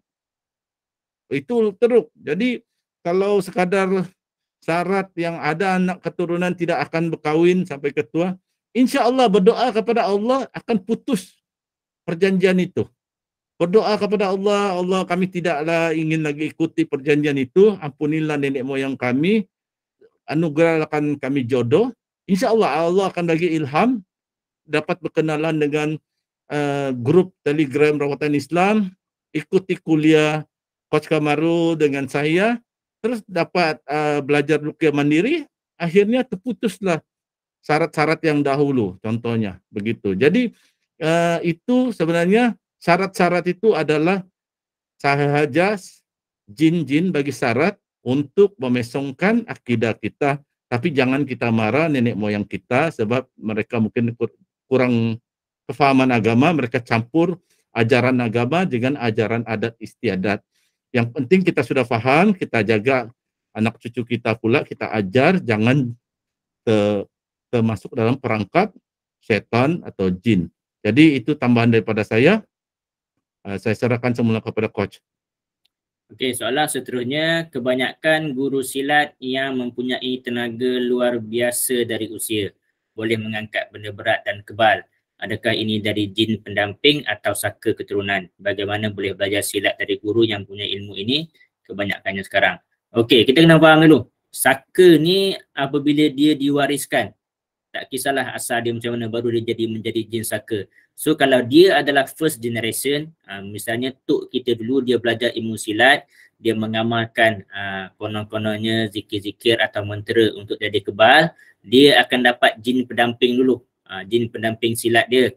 Tapi apabila kemudian tok kita sudah meninggal dunia, jin pendamping tadi mula diwariskan kepada ayah kita, kepada ibu kita, kemudian daripada ibu turun kepada kita, maka dia dah menjadi jin saka. Kita kena bezakan dahulu jin saka dan jin pendamping. Asalnya dia mungkin jin pendamping, tapi bila dia dah start diwariskan, okay, bila tok kita dah meninggal dunia, pada waktu tu dia dah dipanggil sebagai jin saka. Dan bagi saya juga, saya tak kisah pun jin saka ataupun jin pendamping, apapun istilah dia, dia tetap jin. So tetap kena dirawat dan perlu dibuang. So kalau silat yang menggunakan jin, memanglah kita tak boleh belajar lah. Okay, itu adalah berdamping dan meminta pertolongan daripada jin ni adalah haram. So memang tak boleh. So nak belajar silat tak ada masalah. Ambil sahaja latihan-latihan fizikal, exercise dia, senaman-senaman dia. Kena ada cara pernafasan untuk tidak begitu sakit. Itu biasa, tak ada masalah. Okay, itu jawapan daripada saya. So, sini ada nak tambah? Terima kasih coach. Berkenaan soalan silat ni, sebab saya pun ada belajar seni bela diri, ada belajar karate do, ada belajar silat gayung fatani, walaupun tidak tamat lah. Jadi ada buat pemerhatian. Kebanyakan ilmu-ilmu kesaktian ini, ilmu kebatinan ni, biasanya ada jin pendamping lah. Sama ada disedari atau tidak disedari, ataupun disedari tapi tidak diceritakan kepada orang, ada jin pendamping. Itu yang menjadikan dia kuat, dia kebal. Tapi kita tengok macam mana pun ilmu tu, ilmu kekuatan tu lah, macam contohnya ilmu kebal, dia mesti ada kelemahan. Seorang tu kebal, ditetak dengan parang tidak lut, ditembak pun dengan senapang tidak, tapi dengan bulu runcing dia kalah. Contohnya, dia tetap juga tembus. Dia tetap akan ada kelemahan. Dia tidak akan sepenuhnya kuat, tidak ada kelemahan. Jadi itu cuma syarat-syarat yang dibagi oleh jin untuk memesongkan akidah kita. Tetapi kita tidaklah boleh pergi jumpa guru-guru silat terus kita kata mereka ni ajar-ajaran sesat. Tidak. Itu bukan namanya kaedah dakwah. Itu orang yang tidak belajar ilmu dakwah. Kita sebab ada yang silat yang betul, mengelak, menendang dan sebagainya, ada silat olahraga. Jadi cuma yang ada belajar kita. Kalau nak berdakwah dengan mereka, halus-haluslah, lembut-lembut, nasihat, berbual dengan mereka. Mungkin satu masa mereka akan ubah cara mereka. Contohnya seperti silat gayung fatani. Silat gayung fatani, seorang kalau tidak silap saya guru Cikgu Anwar. Cikgu Anwar antara yang orang penting, saya kurang pasti dia masih hidup atau dah meninggal dunia. Mereka telah silat gayung fatani telah buang semua amalan-amalan yang berbentuk adat, yang amalan-amalan jampi mentera. Mereka gunakan kalau sebelum bersilat, bacaan yang mereka gunakan 3 kul. 3 kul hembus di tapak tangan, sapu di badan. Tidak ada lagi jampi mentera, panaku panah marifatkah dan sebagainya. Tidak ada. Mereka telah ada kesedaran, mereka ubah. Jadi begitulah yang jadi kesimpulannya yang ilmu-ilmu silat bela diri yang ganjil-ganjil ini boleh berdiri atas daun pisang dan sebagainya, biasanya ada jin pendamping. Jadi pendamping kita tinggalkanlah, dan kalau mau berdakwah, berdakwahlah secara halus, perlahan-perlahan, agar boleh menyentuh hati mereka untuk berubah. Jadi mungkin itu saja tambahan dari saya. Mungkin ada satu soalan selepas itu yang menarik. Teruskan, Coach. Okey, soalan seterusnya, adakah saka boleh menurun kepada kawan atau orang yang tiada hubungan dengan kita?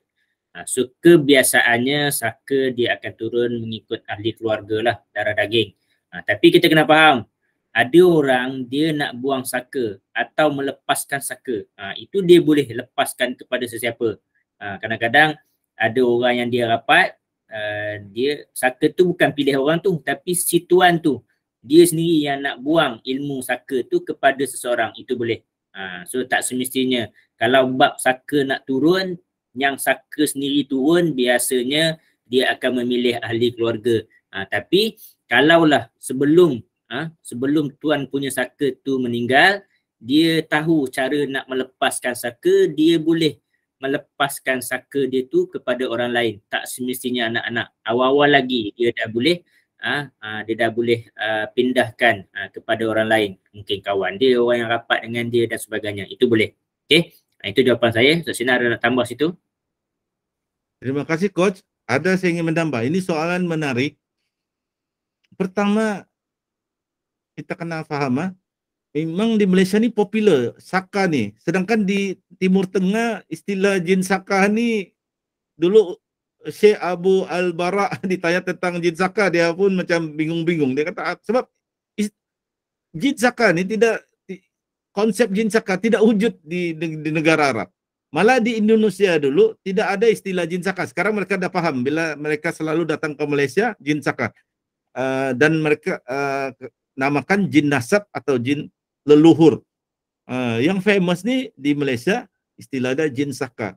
Tapi kita kena faham, kita kena balik kepada agama. Saka ni adalah jin. Kita kena faham dulu sifat-sifat asal jin. Sifat-sifat yang diajar agama. Jin ini adalah makhluk mukallaf, makhluk yang ada akal fikiran. Dia diwajibkan juga beragama Islam. Dia boleh masuk surga atau masuk neraka. Dia ada akal fikiran. Dia bukan macam binatang seperti kucing, seperti anjing, seperti arnab yang tidak ada akal fikiran. Kalau mereka binatang ni kalau mati, dia matilah. Dia tidak akan nanti dihisap. Arnab, kucing, kambing tidak akan dihisap di akhirat kelak untuk menentukan mereka masuk surga atau masuk neraka. Sebab mereka bukan makhluk mukallaf. Makhluk mukallaf ni ada akal fikiran, ada kuasa memilih. Rasul mengajar agama yang benar, mereka ada kuasa memilih. Jadi kita kena faham, jin ini walaupun namanya saka, dia ada akal fikiran. Jadi apa yang berlaku di Malaysia ni, yang famous dengan istilah jin saka ni, yang dulu pemahaman kita mungkin ada kesilapan sikit lah. Dulu kita punya pemahaman, seorang ada jin saka, dia nazak, tidak pandai mati-mati, nazak dah, dia belakang dah melekat dengan tilam, berbau busuk apa ni, tapi badan kurus kering, tinggal rangka saja, tapi tidak mati. Jadi perlu ada anak atau cucu sambut, setuju untuk terima saka dia, baru dia boleh meninggal dunia. Dulu pemahaman kita begitu. Sebenarnya bila kita belajar lagi tentang jin saka ini, sebenarnya adalah juga jin. Baru kita sedari, satu jin, dia jin. Satu seperti yang Coach Kamarul katakan, jin ini orang belajar dulu, tapi dia tidak berapa paham juga ilmu agama. Dia nak buang, dia sudah tahu sengsaranya. Dia dapat kelebihan kebal, ilmu penggerun dan sebagainya. Tapi banyak masalah dihadapi. Dia jadi panas baran, dia dengan suami istri selalu bergaduh, atau dia tidak boleh dapat anak dan sebagainya. Jadi tapi dia tidak tahu macam mana nak pisahkan dengan jin itu dari dia. Dia simpan jin itu di keris atau di tapak sirih, kacip pinang. dia hadiahkan kepada sahabat dia kawan dia. Itulah jin itu berpindah pergi orang yang terima keris lama, keris pusaka itu. Orang tu lah pula diganggu. Dan jin itu sebab ada sesuatu benda tu dulu dipuja-puja jadi macam magnet. Itu satu keadaan berlaku. Atau yang ini yang jarang orang fahami, kerana jin saka ini juga ada akal fikiran. Kadang-kala kita tidak perlu diwarisi. Mati seseorang tu yang dulunya jin tu mendampingi orang tu sebab dia ada belajar ilmu kebatinan apa. Dia sendiri yang memilih siapa anak, siapa cucu yang dia ingin mendampingi. Tanpa perlu ada cucu anak ke yang terima jin itu mendampingi dia. Dia sendiri yang pilih. Sebab dia ada akal fikir. Saya nak pergi dengan anak nama A atau anak dengan nama B atau cucu nama C. Kita tidak ada pun buat perjanjian untuk terima pun kita didampingi oleh jin saka. Dan ini banyak berlaku. Jadi, tapi kita telah belajar ruqyah syariah, no problem. Ada cara untuk memutuskan jin saka itu dengan kita. Antaranya kita baca ikrar, kita baca ayat-ayat Quran. Insya Allah boleh putus hubungan jin itu kalau memang kita tidak setuju dengan jin itu mendampingi kita. Itulah pentingnya kita belajar ruqyah syariah, kita belajar ilmu tauhid yang benar supaya kita tidak lagi risau mesti mau jumpa Tok Cha, mesti jumpa Bu Musiam untuk selesaikan masalah kita. Sebenarnya kita boleh selesaikan masalah kita dengan tauhid yang benar, dengan kefahaman agama yang benar. Itu tambahan dari saya. Teruskan coach. Atau kalau coach belum ada sudah? Okey. Okey, terima kasih Ustaz Sinar. Soalan yang seterusnya, boleh terangkan tanda-tanda gangguan umur sibian. Okey, sebenarnya saya daripada dulu lagi, saya kurang suka untuk mengkategorikan ini jin apa. Sebab hampir sama je. Okey, cuma umur sibian ni dia lebih dikatakan untuk mengganggu anak-anak kecil, anak menangis, ataupun selalu orang pergi keluar maghrib, diganggu time maghrib. So cara nak menegah dia sama je. Dan kalau nak kata sebab ganggu anak, tak semestinya umur sibian ni. Saka juga ganggu anak, sihir juga ganggu anak. Jin yang di padang pun boleh ganggu anak menyebabkan menangis. So tak dapat kita nak jawab secara spesifik yang ganggu anak menangis tu umur sibian ke ataupun jin dekat luar ke, kita tak tahu. Cuma istilah dia tu, nama umur sibian ni dia lebih banyak mengganggu anak-anak kecil menyebabkan menangis. So cara nak menangani dia sama juga. Kita mengamalkan baca ayat ruqyah, amal benteng diri, time maghrib kita segera tutup tingkap, tutup pintu, itu saja. So bagi saya kita tahu ada gangguan jin, kita rawat saja. Dan saya dah banyak kali bagi tahu, saya tak kisah gangguan jin tu sihir ke, saka ke, umur sibian ke, busung ke, berat jodoh ke, saya rawat dengan membacakan kesemua ayat-ayat ruqyah yang ditulis dalam buku saya itu. Saya memang tak pilih-pilih. Tak kisahlah dia busung ke, tak dapat kerja ke, anxiety ke, mental ke, bengkak kaki ke, semuanya saya tetap rawat dengan ayat-ayat yang sama. Saya bacakan saja ke semua ayat ruqyah dan insya-Allah akan selesai. Okey, cuma dari segi pengkajian ilmu sahaja yang kita mengelas-ngelaskan, dari segi rawatan sama sahaja. So cara nak menangani dia, bacakan saja ayat ruqyah, insya-Allah akan selesai. Ustaz Sinar ada nak tambah? Terima kasih Coach. Saya ada tambah sedikit ni. Saya setuju dengan jawapan Coach. Cuma yang berkenaan dengan Ibnu Sibian ini, cara rawatan dia, kalau budak selalu menangis, kurus kering, ada banyak masalah, pergi ke doktor pun tidak selesai, jangan anak tu saja dirawat. Ibu bapa dia kena ikut sekali dengar terapi bacaan Al-Quran, ruqyah. Sebab mungkin anak tu sakit bukan kerana Ibnu umur sibian, tapi ibu bapa tu yang ada masalah, didampingi jin, sama ada belajar ilmu tertentu, ada pakai susuk ataupun tanpa disedari ada didampingi jin asyik dan sebagainya. Itu yang memberi kesan juga kepada anak kecil. Jadi ibu bapa tu di ruqyah sekali. Jadi mana tahu dengan Sembuhnya ibu bapa tu kadang-kadang dia sendiri tidak sedar, dia ada didampingi jin. Sembuh ibu bapa, anak tu pun sembuh. Itu poin pertama. Poin kedua adalah cari perawat yang ruqyah syariah yang faham. Sebab mungkin anak tu sakit, selalu menangis, selalu kurus, bukan hubung sibian, tapi mungkin kena ain. Terlampau banyak orang puji dahulu. Selalu puji di Facebook, selalu puji di gambar, orang melawat anak kita yang comel, ditegur selalu tanpa disebut nama Allah, kena ain. Bila kena ain, kita jumpalah berbagai bomoh, tidak akan sembuh, atau ustadz yang kurang pengalaman, tapi kita jumpa Coach Kamarul, kita jumpa Ustadz ini Ahmad Salihin dan sebagainya yang telah belajar ilmu-ilmu tentang penyakit ain. Apabila diruqyah, insya-Allah mungkin sembuh, sebab rupanya mungkin sakit itu ain, bukan ubu sibian. Jadi ubu sibian ini ada hadisnya, tetapi untuk rawatan dia seperti coach kata, ruqyah, dan carilah perawat yang berpengalaman, supaya bila perawat berpengalaman mungkin dia kata mungkin ruqyah juga ibu bapa, ataupun dia akan niatkan juga ruqyah untuk penyakit ain dan sebagainya. Jadi itulah, tidak semestinya ubu sibian. Kita perlu memahami dari sudut pandangan ilmu ruqyah syariah seperti yang coach katakan. Itu sahaja tambahan dari saya. Teruskan coach. Okey, alhamdulillah, terima kasih. Sekarang pukul 11.10. So insya-Allah kita akan stop di sini untuk sesi soal jawab. So alhamdulillah banyak perbincangan kita pada hari ini. So kalau tak ada apa-apa lagi, insya-Allah kita akan sambung lagi sesi kuliah di minggu depan. Saya serahkan sekejap kepada Ustaz Sinar sebagai kata-kata penutup sebelum kita close. Okey. Terima kasih coach, dan terima kasih kepada peserta pada malam ini. Nampak ada 25 orang termasuklah kami, saya dengan coach.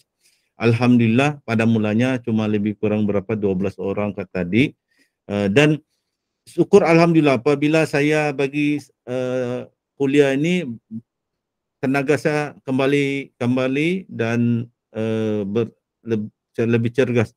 Sebelum ini, sebelum memulakan kuliah, saya rasa amat lemas. Saya balik dari kerja amat lemas, kata dah mati, bolehkah saya bagi kuliah ni? Tapi alhamdulillah dengan ada ramainya peserta, saya bersemangat, dan mungkin tadi kita pun baca doa, gangguan-gangguan mungkin ada setan yang tidak suka kita belajar ilmu akidah ni, ilmu ruqyah syariah pun dah cabut lari. Jadi saya mengucapkan amat terima kasih, dan yang nomor satu lagi bersyukur kepada Allah kerana kita dapat teruskan juga malam ini. Apapun berlaku kita dapat teruskan kuliah malam ini, kita dapat manfaat, iaitu penceramah pun dapat manfaat, peserta pun dapat manfaat. Alhamdulillah. Dan juga saya juga seperti biasa memohon maaf sekiranya ada terkasar bahasa, tersasul kata, terutama maklumlah saya ni orang Sabah, kadang-kala apa yang saya katakan tu saya rasa halus, tapi didengar oleh sahabat kita di Semenanjung mungkin kasar. Jadi saya mohon maaflah kalau bahasa saya ada yang dianggap kasar, sebab mungkin berbeza ni dialek kan. Jadi dan saya harap juga walaupun dialek saya ini dialek Sabah masih boleh difahami oleh sahabat-sahabat kita di Semenanjung. Terima kasih. Alhamdulillah, bersyukur kita kepada Allah. Terima kasih banyak-banyak kepada para peserta. Semoga kita semua diberkati, dirahmati oleh Allah, dan semoga Allah kuatkan diri kita. Allah takdirkan agar kita dapat sentiasa setiap minggu mengadakan kuliah dan dapat menghadiri kuliah. Itu dari saya. Terima kasih banyak-banyak kepada para peserta semua, dan saya serahkan semula majlis ini kepada moderator kita, Coach Kamarul Azli. Silakan Coach. Okey, alhamdulillah, terima kasih kepada Ustaz Sinar. Okey, sekali lagi saya mengucapkan tahniah dan juga terima kasih kepada semua peserta. Saya juga sekali lagi juga mengalu-alukan hadiah dan sumbangan infak ke atas kami admin untuk sesi kuliah. Kami tidak memaksa untuk memberi infak, tapi sangat-sangat mengalukanlah, sebab bantuan infak itulah yang akan kami gunakan untuk kerja-kerja dakwah. Okey, Sebab terus terang kita bagi tahu untuk berdakwah ni dia memerlukan juga modal, dia memerlukan telefon yang baik, dia kena memerlukan rangkaian internet yang pantas. Saya tak boleh nak buat sesi ni di pusat rawatan sebab kalau di rumah boleh guna line internet yang lebih kuat dan sebagainya. Semua perkara-perkara ni dia memerlukan sedikit modal juga. So mudah-mudahan dengan sumbangan daripada tuan-tuan dan puan-puan akan membantu meringankan beban kami untuk menyampaikan ilmu. Okey. Sekali lagi saya mengucapkan terima kasih. Saya mohon maaf jika ada salah dan silap. Yang baik itu datang daripada Allah Subhanahu Wa Taala, yang mana yang buruk itu datang daripada kelemahan kami sendiri. Okey. Kita tutup majlis dengan tasbih kifarah dan surah Wal-As.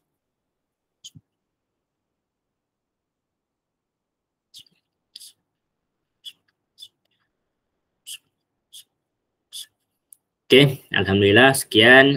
Terima kasih. So peserta-peserta juga boleh left group, okey.